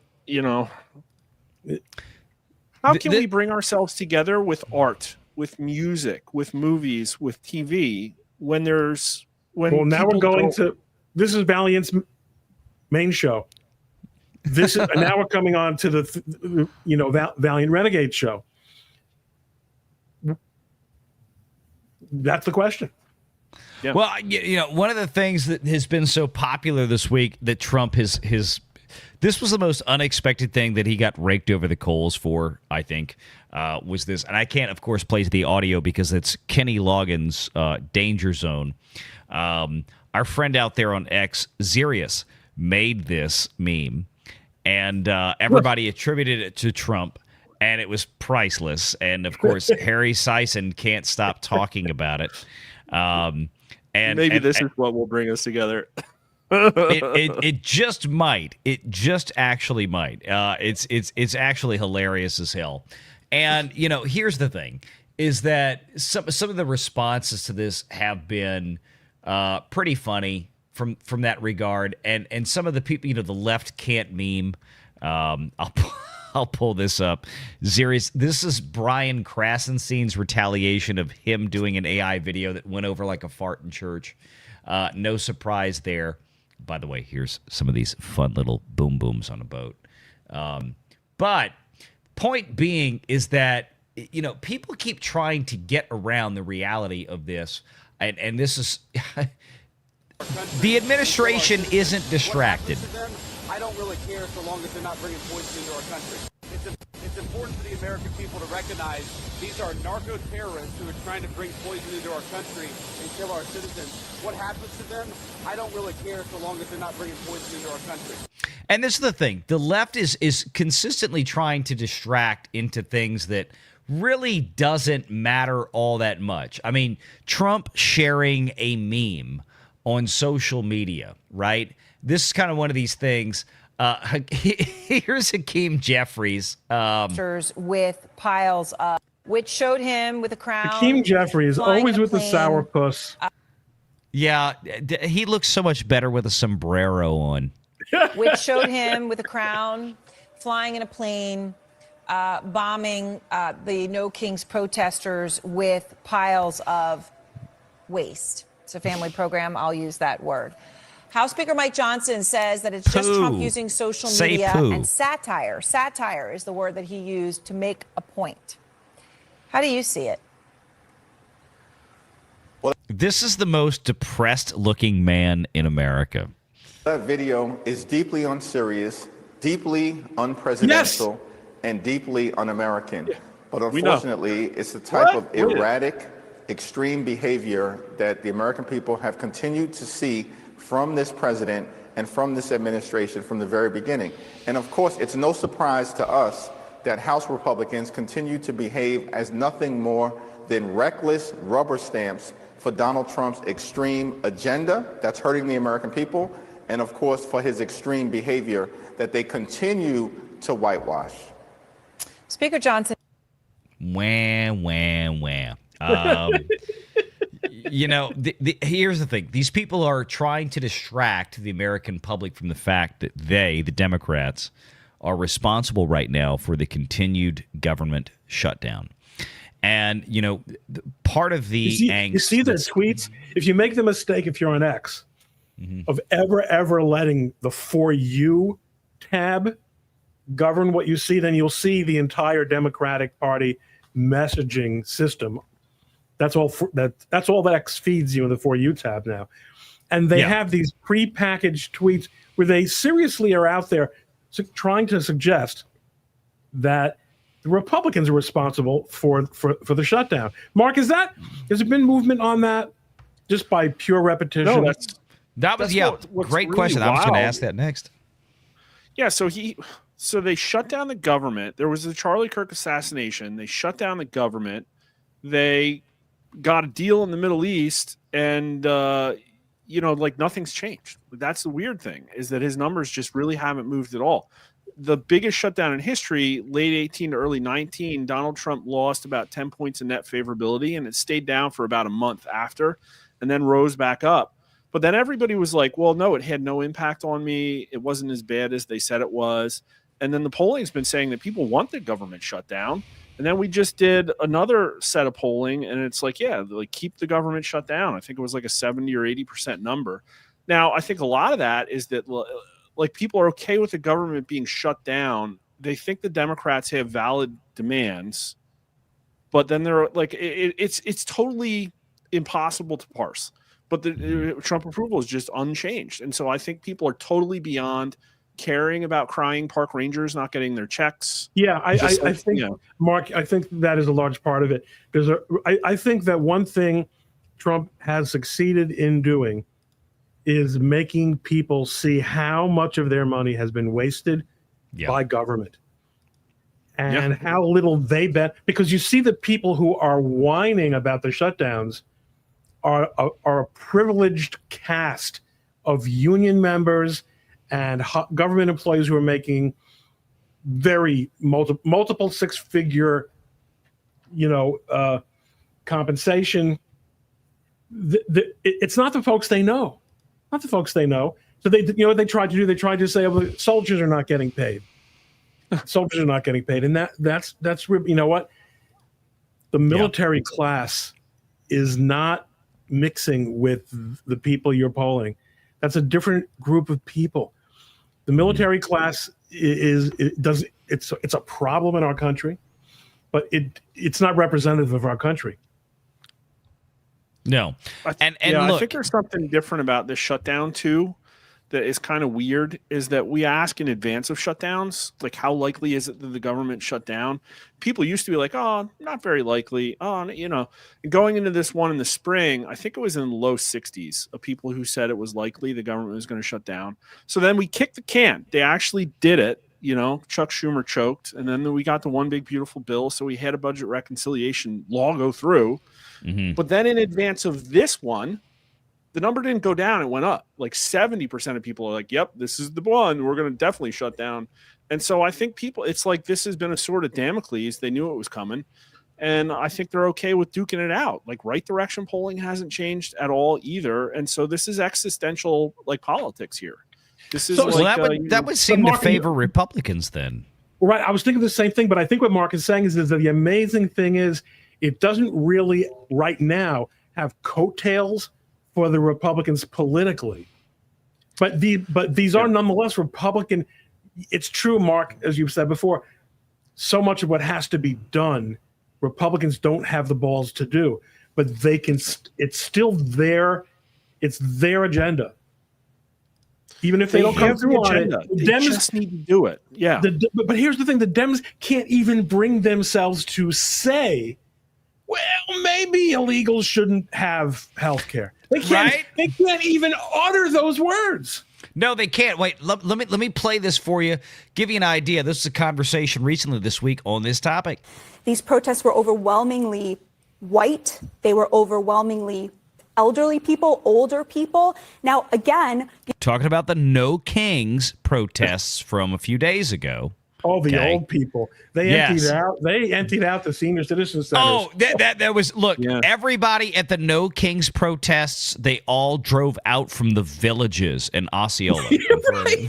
these protests were overwhelmingly white. They were overwhelmingly elderly people, older people. Now, again, white boomers have the right to have a mass therapy session about the fact that Donald Trump won. But to call it a No Kings protest, to act like he is a king is so utterly preposterous. This is a man who won the popular vote. He won every swing state. He is a person who is enacting the exact agenda he promised he was going to enact while he was campaigning. And so what they are actually protesting is the absolute perfection of American democracy, where a person campaigned on an agenda, won the popular vote, and is now enacting that agenda. So it was actually a protest of democracy, all of which is to say the only way to greet such a preposterous proposition, calling this a No Kings rally when it's actually an anti-democracy rally, is to crap on it. I'm sorry, is to basically make fun of it. And I think that has been the Trump administration's approach. They didn't try to stop it, God forbid, because he's not a king. They allowed them to have their say. They allowed them to go out there, and then they made fun of them. CNN didn't know what to do with that. And talking about to Zerius's tweet, with his AI of Donald Trump, sharing Zerius's AI of them being crapped on. Who's that starlet? Man, what words she spoke. Unbelievable. Yeah. I mean, look, and this is kind of the thing, is that I love to see that, and this is one of the things that I think has been most heartening with the Trump administration, is that whether you like Donald Trump or not, it really doesn't matter. The fact is that he has, and this is what the left hates the most, is that he has emboldened the silent right to stand up and start speaking. There's been too many years where the right has just remained silent out of fear because the left has so bastardized them, so demonized them into everybody thinking that nobody on the right should be allowed to an expressed opinion because they are inherently racist, homophobic, misogynistic, sexist, bigoted. Go on down the line. Trump has given people on the right, which, and when I say the right, I'm going to clarify this. People in middle America, just average Joes out there, average Joes and average Janes out there, men and women, that have felt so suppressed for so many years because they were afraid to express an opinion that differed from the Hollywood elite, from the media elite, okay, from the pseudo moral superiors out there that have no moral basis or foundation whatsoever in reality. The go ahead. So something along the lines of what you're talking about. A big story that happened this week is, remember a couple of weeks ago, all these journalists walked off the Pentagon beat. They said, we're not going to agree to these conditions. Mm-hmm. Don't you know who we are? Right. Don't you know who we're? The Washington Post. We're PBS. We're ABC. And now, so they locked themselves out. This is like, I'm going to hold my breath till I turn blue. Okay. They locked themselves out of the Pentagon press corps, and now they're going berserk over who did get credentials and who is reporting on the. Guess what? The American people are not going to take to the streets to defend CNN because they hate them. They're just their own biggest fans. It's just Bob Acosta over and over again. Don't you, Bob Acosta? Dear Diary. Jim Acosta. Oh, Jim Acosta. Jim Acosta. Yeah. Yeah, perfect. I mean, that's this right here. Here's Scott Jennings throwing water on the bullshit. Do you think it's making a point, Scott? Well, yeah, he was making a And point. what's the I mean, point? why shouldn't the president? Why shouldn't the president use a made-up video to respond to a rally that has a made-up reason? I mean, it's a non-existent reason. We don't have a monarchy in this country. We have a presidency won by Donald Trump, who won the popular vote, who won the Electoral College, who won all the swing states. We have a democracy. People voted, and they elected the president, and the only thing they're mad about is that he is lawfully executing the office of the presidency and enforcing laws that have been on the books for a long time. So he made up a video. They made up a reason to have a rally, and I think it was kind of funny, to be honest with you. Do you think it's it's just simple. And look, again, Trump didn't even make up the video. It wasn't his. It was Xerius, who look, I kind of befriended on X about a week or two, I think, before that video dropped, that Trump picked up and reposted and became a news story for a week. But you realize also what that means. He's using memes that are developed by ambitious memers and animators using AI. Yep. who are creating true grassroots commentary. He is elevating them temporarily. I don't think any of these people are becoming world famous by virtue. By the way, this isn't a meme, but go ahead, Ron. This is transformative. This is transformative. There's good old Jack. Oh, wow. That was painful to watch, man. God, it was. It was so bad.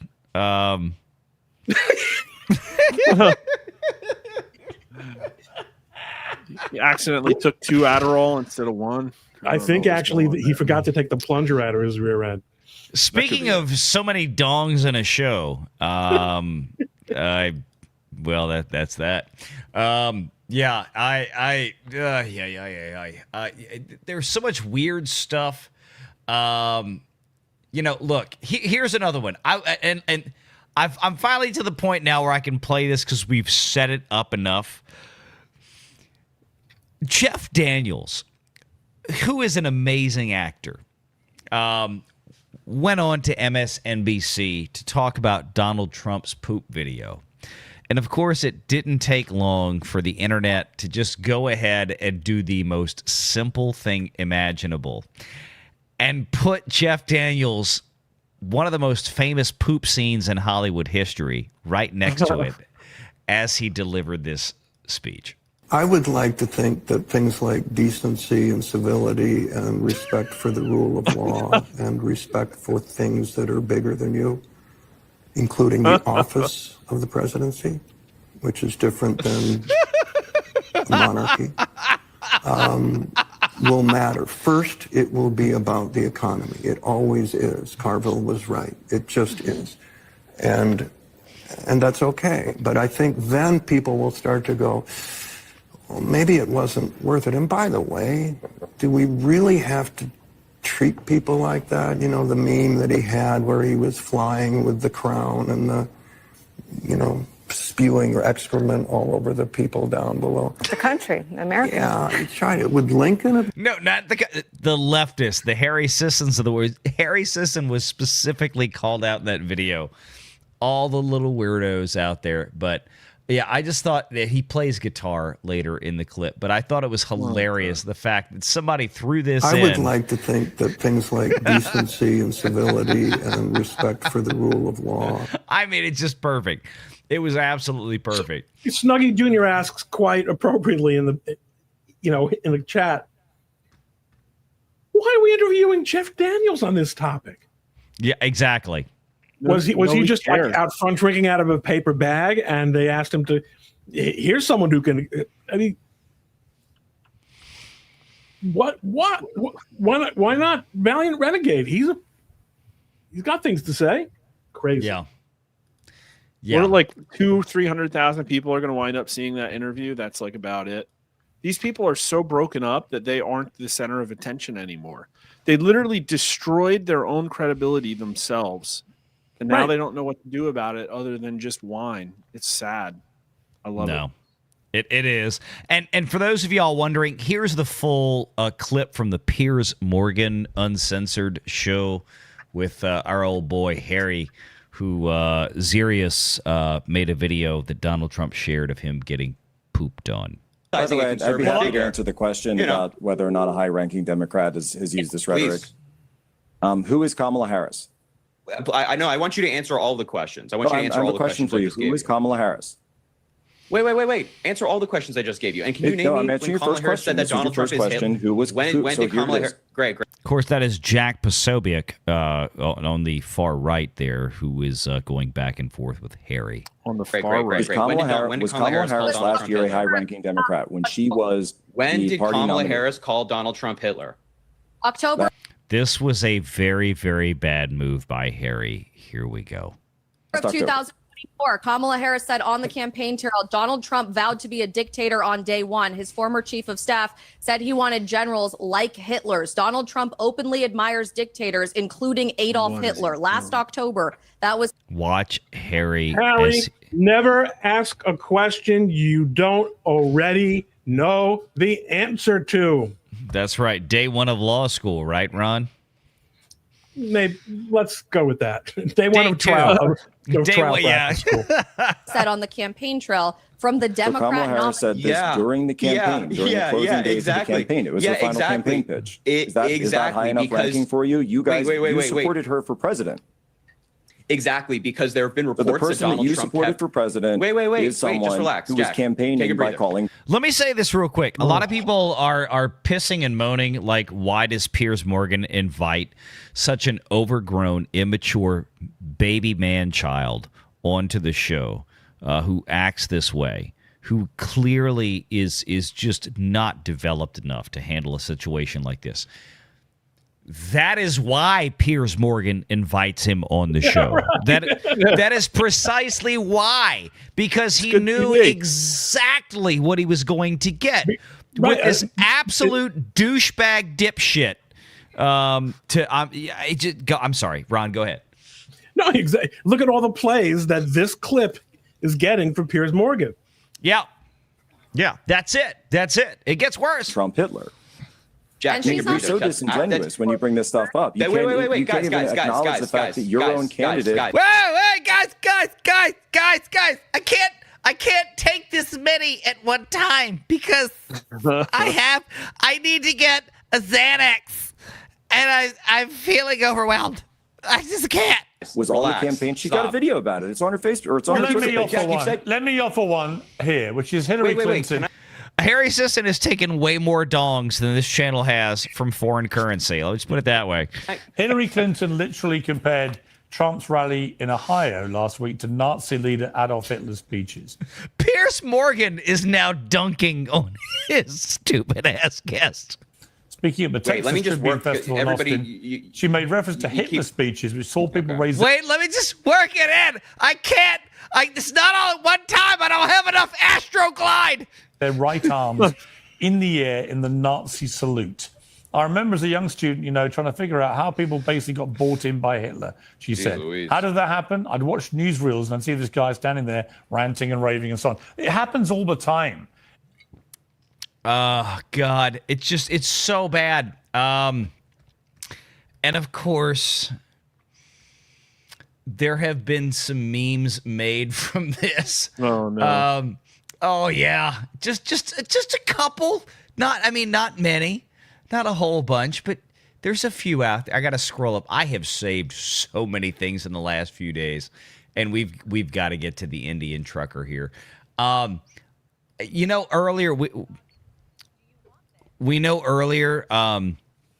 talked about my boy Zirius out there, who made the now incredibly famous Danger Zone Trump poop meme. Well, my boy Zirius came up with another one. Cause Zirius, he don't like Harry very much. Clearly. Oh, Harry, I have a big surprise for you, but you have to be a good doggy. Do you want this? When I say speak, you have to bark. Okay, are you ready? Speak.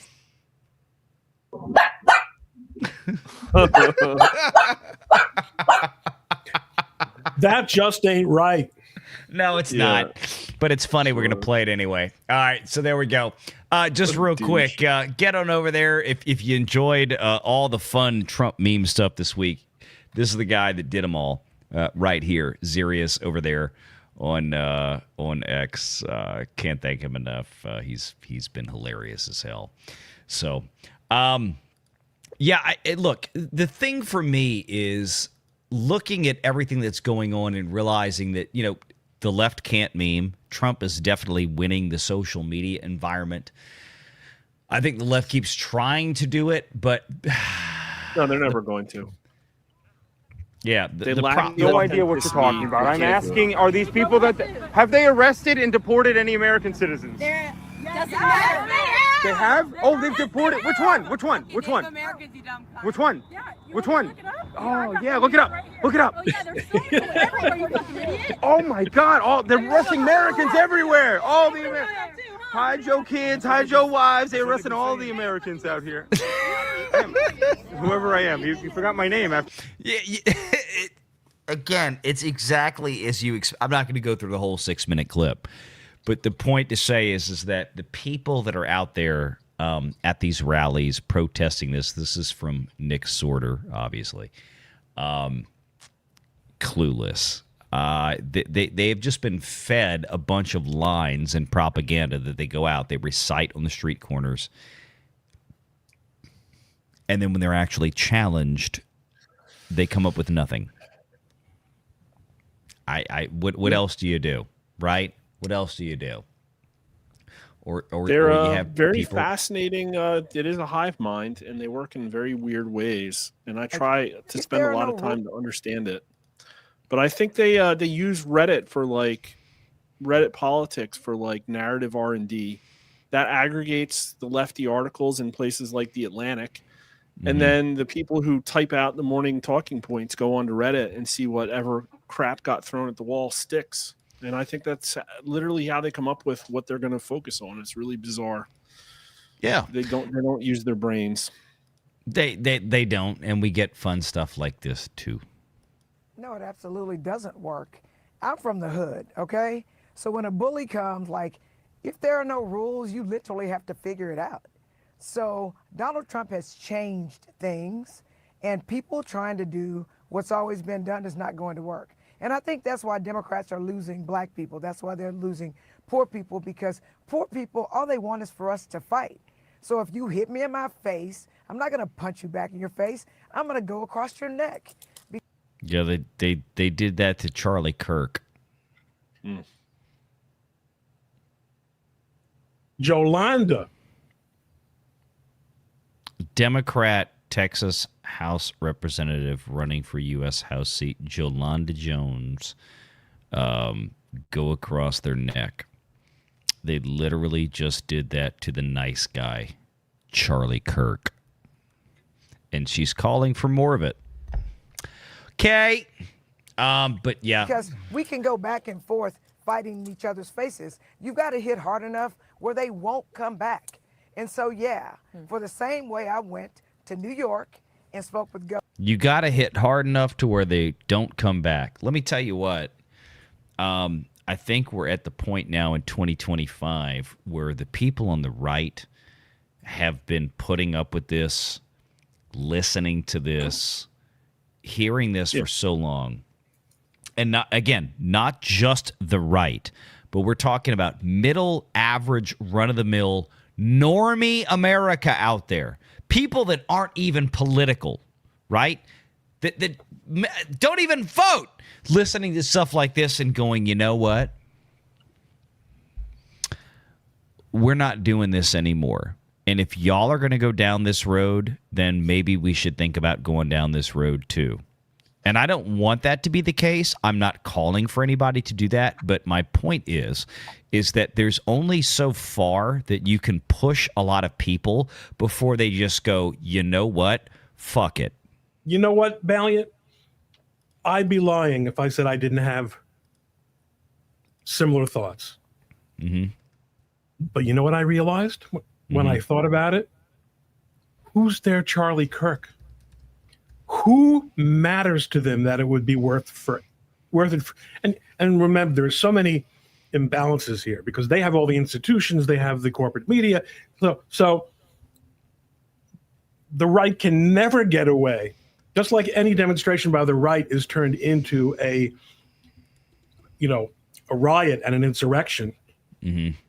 So we stopped going to public.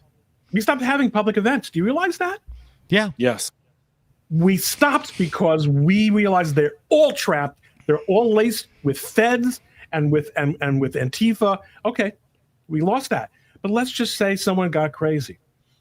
Who would be the target? None of them matter. They're all NPCs. They're all interchangeable. They don't even. Who's their presidential candidate? Gavin Newsom? Yeah. Who would waste a bullet on Gavin Newsom? Yeah. He's a gift. Well, I think you could look at protests like pressure relief valve too. And what is wild to me is I think Twitter is the pressure relief valve right now. I think that it was bad when Republicans were crammed into echo chambers. But apparently Twitter had record downloads in August of 2025. It's up over 100% year over year monthly active users. And what's wild is that I didn't even know about the Hart-Celler Act until literally last week. I mean, I've heard about it, but like to actually see it on Twitter, it's like, oh, I should have known about that. And if you look at Google Trends and look at Hart-Celler, it shows that Google search trend volume for that word is up massively, higher than it's ever been. And there's just things that are being talked about. And again, not all of them are productive. Like the number of people I have in my replies calling for repealing the 19th Amendment is troubling. But there are valid concerns, obviously, people have. But I'm just saying it's like people, the discussions on Twitter are getting wild. And they're getting kind of like how you used to be able to talk when I was a kid in the 80s, where we brutally made fun of each other and we told horrible jokes. And unfortunately, Helen Keller and the Polish people didn't fare too well in those jokes. But that's nobody cared. They had thick skins, and the left is going to sit there and watch Twitter become increasingly the town hall in a way that they can't at all be a part of that conversation. They look retarded. And it's another example of where they marched out in high dudgeon and no one cared. Yeah. They thought that Elon was going to get on the floor and crawl to them. Please come back. Please, I'll go back to censoring people who challenge you. And they see ya. Don't let the door hit your ass on the way out. And now they're largely irrelevant. Ken White, Popat has his cult. Wherever the hell, good. You can always take your 20,000 favorite people or your 200,000. I don't know what the numbers are, but you're not affecting. See, X is still the only real major league social media town square. You're 100% right. Everybody's there. X gonna give it to you. We're going to get back to that one, Archer, here. That's actually the next story here we're going to cover. Marcus for 5, VR Ron Mark, Minneapolis has hit rock bottom. They just choose to start blasting to go even deeper. That's just another city. Just another city. Yeah. I mean, look, in their defense, that one was pumped full of absolutely foreign, Islam, culturally inept strangers by the Biden administration. I mean, by the Obama administration. It's simply not the Minneapolis that it was. Incompatible to American Western values. Absolutely. For Ron and Mark, possibility of Attorney General Pam Bondi being a placeholder for Ron DeSantis, who will become Attorney General when his last term as governor ends in 2026. Oh, yeah, zero. He's persona non grata. His political capital is completely spent. He's basically walking radioactive for the Trump administration. Maybe Trump would do a favor and stick him somewhere as an ambassador. I don't know. I just don't see it. He never should have taken that money. Not only is Ron DeSantis persona non grata, and Trump will, I think you're right, Mark, in many settings, he will make the appropriate gracious, which is not easy for Trump in many cases, gracious gesture. But people should understand, and I'm not part of Trump world, but I know a lot of people who are. Anyone who supported DeSantis publicly or in a way that came to the attention of the White House, they have no role in the future or the present in anything having to do with this administration. It is like McCarthyism. Okay, people who are. I've spoken to people who were very well qualified to be in the administration, and the dossier came out, and they were told they need not continue their application. So no, that ain't happening. Need not apply. Yeah. Hawaii Dragon Star for 5 blamed the corp who want to get the most bang for the buck. Cheaper to get foreign nationals who are willing to send money home instead of local America. And Skull Leader for $20. Thank you, sir. Political satire is America. American political candidates used to duel each other, so Trump, very chill. You're not wrong. You're not wrong. Going back to the days, I guess, of Aaron Burr and the folks out there, going a couple hundred years ago. But yeah, so a couple other stories tonight that I wanted to get to. One of this, I just had this next up on the stage. This one is absolutely heartbreaking. We were talking about the issue, immigration, Europe, everything else. Oh, not this. This is just, I mean, this is one of the most bizarre things, and God forbid. And the reason I bring this up is because I genuinely fear that in certain places, perhaps like Minneapolis or maybe a Dearborn, Michigan, where this is in the not too distant future, because we are in some places in this country sacrificing our sovereignty, sacrificing our moral, I'll be frank, our moral righteousness, our Judeo-Christian center out there to give way to parts of the world that are historically and incredibly well documented to be the antithesis of what we are. Okay? A Swedish court has ruled that the Eritrean migrant who raped a 16-year-old lady, young girl, a child in Sweden, won't be deported because the rape didn't last long enough. This is what's going on. It took place on September 1st of 2024 when Maya missed her bus and she was walking through a pedestrian tunnel after finishing her shift at McDonald's. Maya and her family immediately reported it to the police. The 18-year-old North African migrant named Yazid Mohammed, go ahead and you can draw your conclusions right there, was sentenced to 3 years in prison for this crime. Mohammed is a citizen of Eritrea, and the prosecutors sought his deportation. However, the Court of Appeals in Sweden, just to make sure we're talking, and part of this, to be fair, is an EU problem because the EU passes down these dictates to their individual members, which are frankly no longer sovereign nations. One of the reasons why there was Brexit, for example, years ago, okay, The Court of Appeal noted, however, that the man has refugee status in Sweden. Under Swedish law, deporting a refugee requires that the crime committed constitutes a, quote, exceptionally serious offense.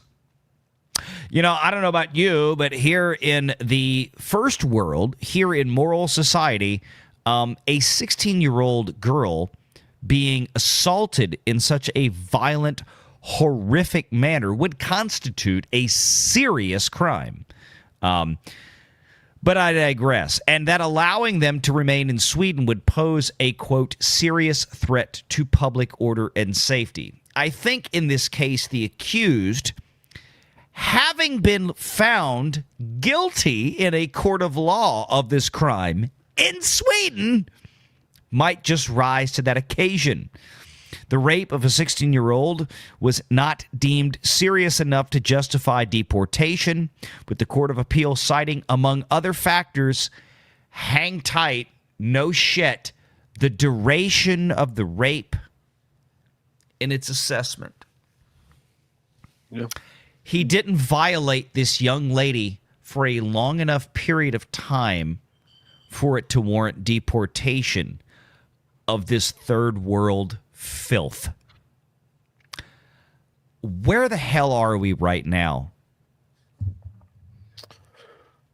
Thank Ron, God you're muted. we're not in Sweden. My God.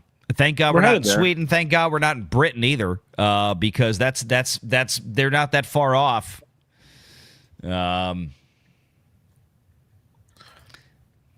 I don't know. They're sliding down the slope in advance of us, and for that I'm thankful, but I'm also sad. I'm Western European. I enjoy my cultural heritage, and the reason that we live in a representative democracy is because of a string of 1,000 years of cultural history, mostly in Western Europe, of, you know, common law and personal rights and the idea that rights come from God and all the philosophical aspects. And they're done. They're cooked. They have destroyed themselves. And I don't think they're going to rise up and correct it. And quite frankly, I don't want my kids to go over there and die protecting them. At this point, after we see what they've put themselves through, they've literally lost all morality. And this is what the future has in store for us. These people, when they govern us, when our society decays into something that looks worse than Western Europe, there will be heartless, and there will be no equity. What concerns me is that as Europe continues to collapse, and make no mistake, Europe is in collapse, is that what the people who are invading these countries are going to have access to, the infrastructure, the military apparatus, the weapons, once they take over. That, to me, frankly, pardon my French, is fucking terrifying. And to be fair, Mark, while I don't outright disagree with you that, you know, it's not our problem, at some point it's going to be our problem. And that's what concerns me, is that if we don't go over there and do something about this at some point, once it reaches critical levels, then there is no doubt that the people who are doing this, who hate the West, who hate Christianity, who absolutely despise every Jew on earth, okay, and want them all dead, let's be very, very frank, they're going to become all of our problems very quickly. And look, yeah, I think we got to get our stuff sorted first. I would love to have a CIA that actually like had the right kind of, you know, priorities, that we weren't trying to do NATO expansionism, and instead we're trying to like but again, I'm not saying don't give them assistance. I'm not saying don't help people rise up or whatever. I'm just saying that we shouldn't be on the hook to like help Western Europe from another invasion, like especially when, quite frankly, they've had all the opportunity in the world to push back on this and they haven't. Like, I'm sorry, like This is really important, Mark. There are so many people at so many levels, elites, people who are in the position of control, who folded Republican and Democrat. Yep. And you look at a slime of, listen, I wouldn't have expected Chuck Schumer to be that guy. He was never a person of principle, and he was never notable for anything. But to see someone like that, he does typify this idea. Hochul, endorsing Mamdani. Yeah. Well, that's where the political action is. That's the entire, okay. University presidents, judges, these European judges, these UK judges, Ofcom, Keir Starmer, they're all in on it, and they don't even recognize that the pot that they're sitting in is about to start boiling. Yeah, they're assisting the people that they've helped invade the country in oppressing the native-born citizens. That's horrifying. I think a large part of it is because the very people that they are defending today, Keir Starmer promising 10 million British pounds sterling, if I'm not mistaken, to at least it help, wasn't real money. Yeah, exactly. To help protect British mosques from anti-Islamic or Islamophobia or whatever. I'm sorry, it's not, you know what? A phobia is an irrational fear. I don't think there's any irrational fear of what people are seeing, witnessing every day in these countries with their sons and daughters and being victimized. And again, especially with the people that have a very well-documented history. Yeah, a very well-documented history of using lies and deception to conquer other nations, going back to the 7th fucking century, for God's sake. This is not something that we really have to debate. In that vein, right, we, to a lesser extent, but certainly nothing less traumatic, to close this out tonight, the situations, right? And everybody's looking, wait, this is the one. No, now there's two. This is the one from a few months ago. We all remember this, or maybe not even a couple of months ago, right? This guy here, an illegal from India with a California CDL, commercial driver's license, driving an 18-wheeler. By the way, who we now know, apparently there's been an update. Get ready for this. He failed his CDL 10 times before he passed it. 10 times, did you say? 10. Wow. 10. This guy right here. Well, that's what's called experience. Yes, who drove an 18-wheeler like he was still living in a Calcutta shithole. You know, if they're not scamming your grandma out of her life savings, maybe some of them show up here. And instead of actually being productive members of society, like some folks from India are, they become cardiologists, they become accountants, they become very smart people who run big mutual funds. But then you've got a lot of them who come over here and run grandma over with a truck because they're here illegally. And then when they're finished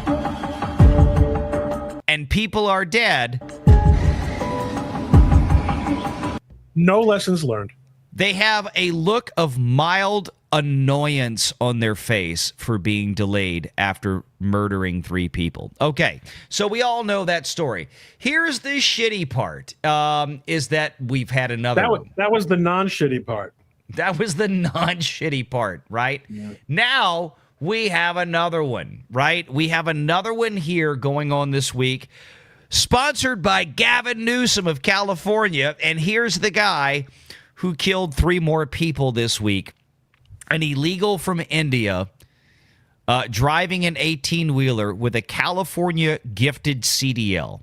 And we have found out this week that this gentleman here, along with the same gentleman we had on the screen a moment ago who killed a few people a couple of months ago, are 2 illegal immigrants from India, illegal foreign invaders, 2 of 62,000 that have been granted California commercial driver's licenses under Gavin Newsom.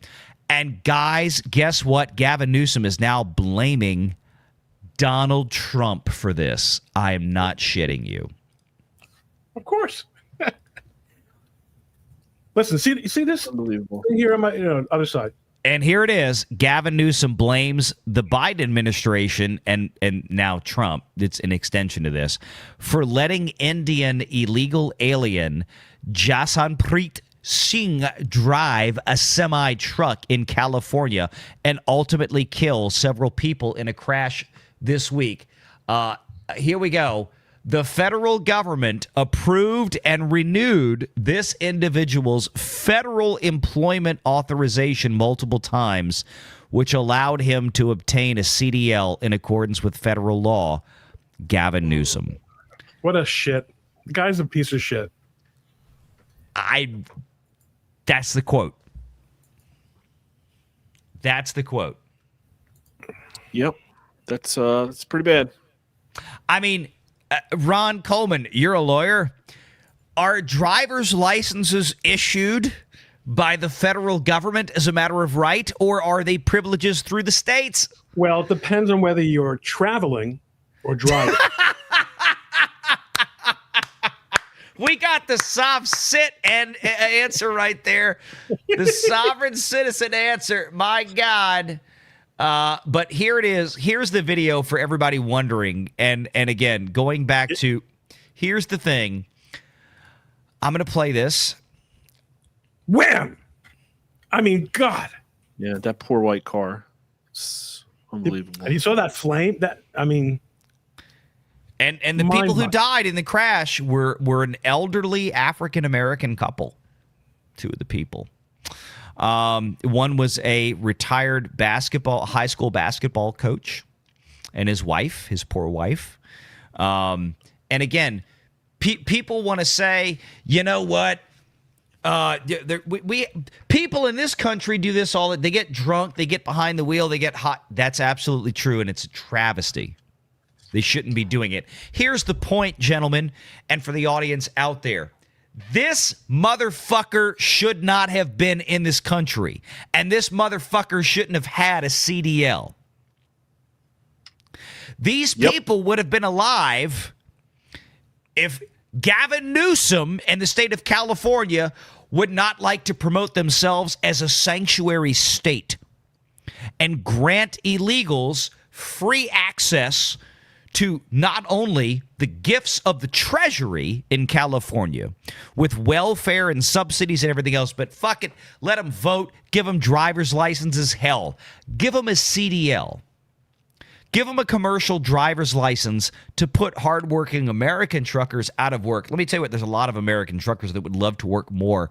They're getting pushed out. I know some of these people. They're getting pushed out by foreigners that are here illegally being granted CDLs to the tune of 62,000 of them from places like California, as per Donald Trump's Secretary of Transportation, who put that figure out today. That's not Valiant Renegades Trust Me Bro figure. That's the Department of Transportation under Donald Trump, who released the 62,000 figure today. Yeah, they better get hot. I mean, I also saw one that 20% of all commercial truck drivers are Sikhs, which means that I also heard this, why there's so many Indian gas station owners, is that there's all of these minority-focused small business administration loans that they can basically get and then roll it over into another family member and maintain low interest rates and not have to pay the loans back and stuff. So literally everything has been so fake and gay for so long. And I look at England and I say, well, it could get worse. Like, our kids aren't necessarily getting raped yet, and the churches haven't started burning yet. They apparently have had like 1,100 church arsons in the last 10 years in England.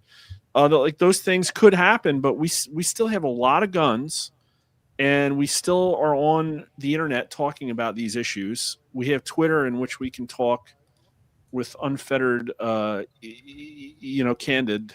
I'm just saying, like, maybe Europe imploding will be good for us, and the pot won't have to get too hot before we jump out.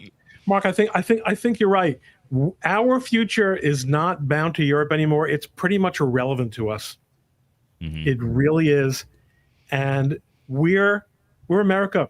That is the old world. We're the new world, and the creative and economic engine of this country, which is to a great extent premised on our culture, but also our law and our constitutional system, keeps getting counted out.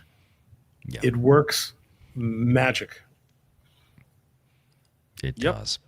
I'm going to leave you with this tonight. Folks out there, thank you for joining us. Just a little wrap up to what we just talked about. And it keeps happening. We just saw this last week out of New York. John, you might remember that there was a commercial driver's license given to an individual where his name said no name given. The fact of the matter is these sanctuary city politicians are putting public... I want y'all to let me back that up so y'all can hear that again. Because if you thought you heard something crazy, you didn't. The driver's license for one of these illegal Sikh immigrants literally said no name given on the CDL, on the commercial driver's license. No name given. You can thank that piece of shit Gavin Newsom for this. And it keeps happening. We just saw this last week out of New York. John, you might remember that there was a commercial driver's license given to an individual where his name said no name given. The fact of the matter is these sanctuary city politicians are putting public safety at risk. This individual was intoxicated while he's driving a big rig vehicle, incredibly dangerous. He entered, as you said, in March of 2022. He was released into the interior of our country by the Biden administration. These open border policies, John, we're seeing every day they have deadly consequences. It's just amazing. And again, for Gavin Newsom to blame anyone but himself in his own state and their Office of Motor Vehicles over there for issuing people like this a driver's license is ridiculous. Because let me tell you what, if they've issued 62,000 commercial driver's licenses to illegal aliens, do you still want to look me in the face and tell me that there's not at least 2 orders of magnitude more people in California that are illegal that are voting? If you want to tell me this, go ahead and let me know now so I can prevent myself from laughing in your face. Because, again, 62,000 commercial driver's licenses issued to illegals in California. In California alone. Give me a break. So, Archer for $5. I think we have maybe answered this question now for Ron. He's curious what he thinks with the next White House. Given now there are deaths related, or what he thinks might be next from the White House, given there are now deaths related to immigrant licenses from Newsom-supported California. I think that they will, and they should use this as a political opportunity to push things past, as Mark accurately describes them, that gutless component, of the Republican Party, and make some changes. Amen. Bad news, Badger for 100 Danish krona. As a Dane, I am so immensely furious about that shit, talking about this poor young lady in Sweden. I had a feeling that Bad News might chime in on this one because it's so close to home, that there is only one thing that could possibly make me more mad, and that is being a Swede. I am relatively open towards immigration. and he is. Bad News is talked about a number of times. He's not Bad News isn't like some hardline conservative or anything like that. He's kind of middle of the road, more to the left, but not like we think of the American left. He's. I think Bad News Badger is somebody that we would call here in the United States kind of a classical liberal. From that perspective. So I thank you for being here, Bad News, and I appreciate your support and your thoughts, man. Marcus for 5, dear Swedish courts, please let me introduce you to Mr. Chip R. Shredder. He would be more than happy to help you out free of charge. Well, I mean, as a practical matter, going back to something that we alluded to before, if the Danes don't care enough, if they won't deign to take care of these problems, they get everything they deserve. Mm-hmm. I've got a lot of friends who are Democrats, and they haven't asked me for advice, but if I did, I'd tell them, look, you just got to try harder not to suck. I mean, that's the bottom line. We love us some John Kennedy, good old Madisonville, Louisiana boy right down the road from me. Marcus Quintus for 5, leftist violence is like a volume knob. Depending on how much the progressives are butthurt determines where the knob is turned. And then Marcus added for $20. However, potential conservative violence is like a light switch. A switch that us on the right pray to Christ every night that it never gets flipped on. Because it will go from 0 to 1,000 in an instant. Yeah, I'd say that's about true. Yeah. Yeah. 100%. And for $5, Marcus adds, and it will take an act of God himself to shut that switch off. And I know exactly what he's talking about. And there's a lot of people after Charlie Kirk's assassination that said, I never considered myself a quote-unquote radical before, but I am radicalized now. I don't think the left fully understands what they probably have awoken. And if it comes down to it, I don't think that the rank and file members of the left fully understand or are remotely prepared for, frankly, what we can do. I think they don't think we'll do it, and I think we'll do it, and I don't think Mark thinks we'll do it. Right. I don't think it's what I get that. First, no, I don't. I hope and pray it never will. You know why we won't do it? Because we're better people. Yeah. We're better people. I look at it this way, is that things are bad, and fourth turning tells us that when things get bad, there's a crisis, and then things get better again. And there's a lot of things exogenous that could happen that are bad. Like NATO could have a false flag, drag us into World War III with Russia. China could have a proxy war with us that blows up. Like we're having a proxy war with China right now in Venezuela. Like that's actually happening. But then if you look at like within America, we have predicates for what happened here. We had a revolution and we had a civil war. The people that mattered in the revolution, a lot of people don't talk about it. It wasn't really like Thomas Jefferson and stuff. It was like Samuel Adams running guns to military militiamen who were basically drunk farmers. And so we wouldn't have had a war if a couple of idiots in Massachusetts hadn't shot at the Brits, more or less. And then the Declaration of Independence gets signed more than a year later. And I look around and I just don't see any Sam Adams. Like there aren't any people organizing, writing pamphlets. It's not that kind of society anymore. It's not the kind of society anymore. It's changed, and I hope we never get to that point. My point of making that statement was to suggest that God forbid that the right ever truly feels like they are being put in a corner, trapped in a cage as a wounded animal, because if it gets to that point, it ain't going to be pretty. That's why they boil the frog. There would need to be overt oppression, I think. And then so instead we're looking at Fort Sumter. That's what we have going on out in Portland. You have basically people throwing dildos at feds and stuff, like whatever. And the city government. Well, they throw dildos at WNBA players, which most of them are lesbians anyway. They don't know what to do with that. That video was hilarious. Hawaii Dragon Star for the last piece for $5. I've been to a Middle East country.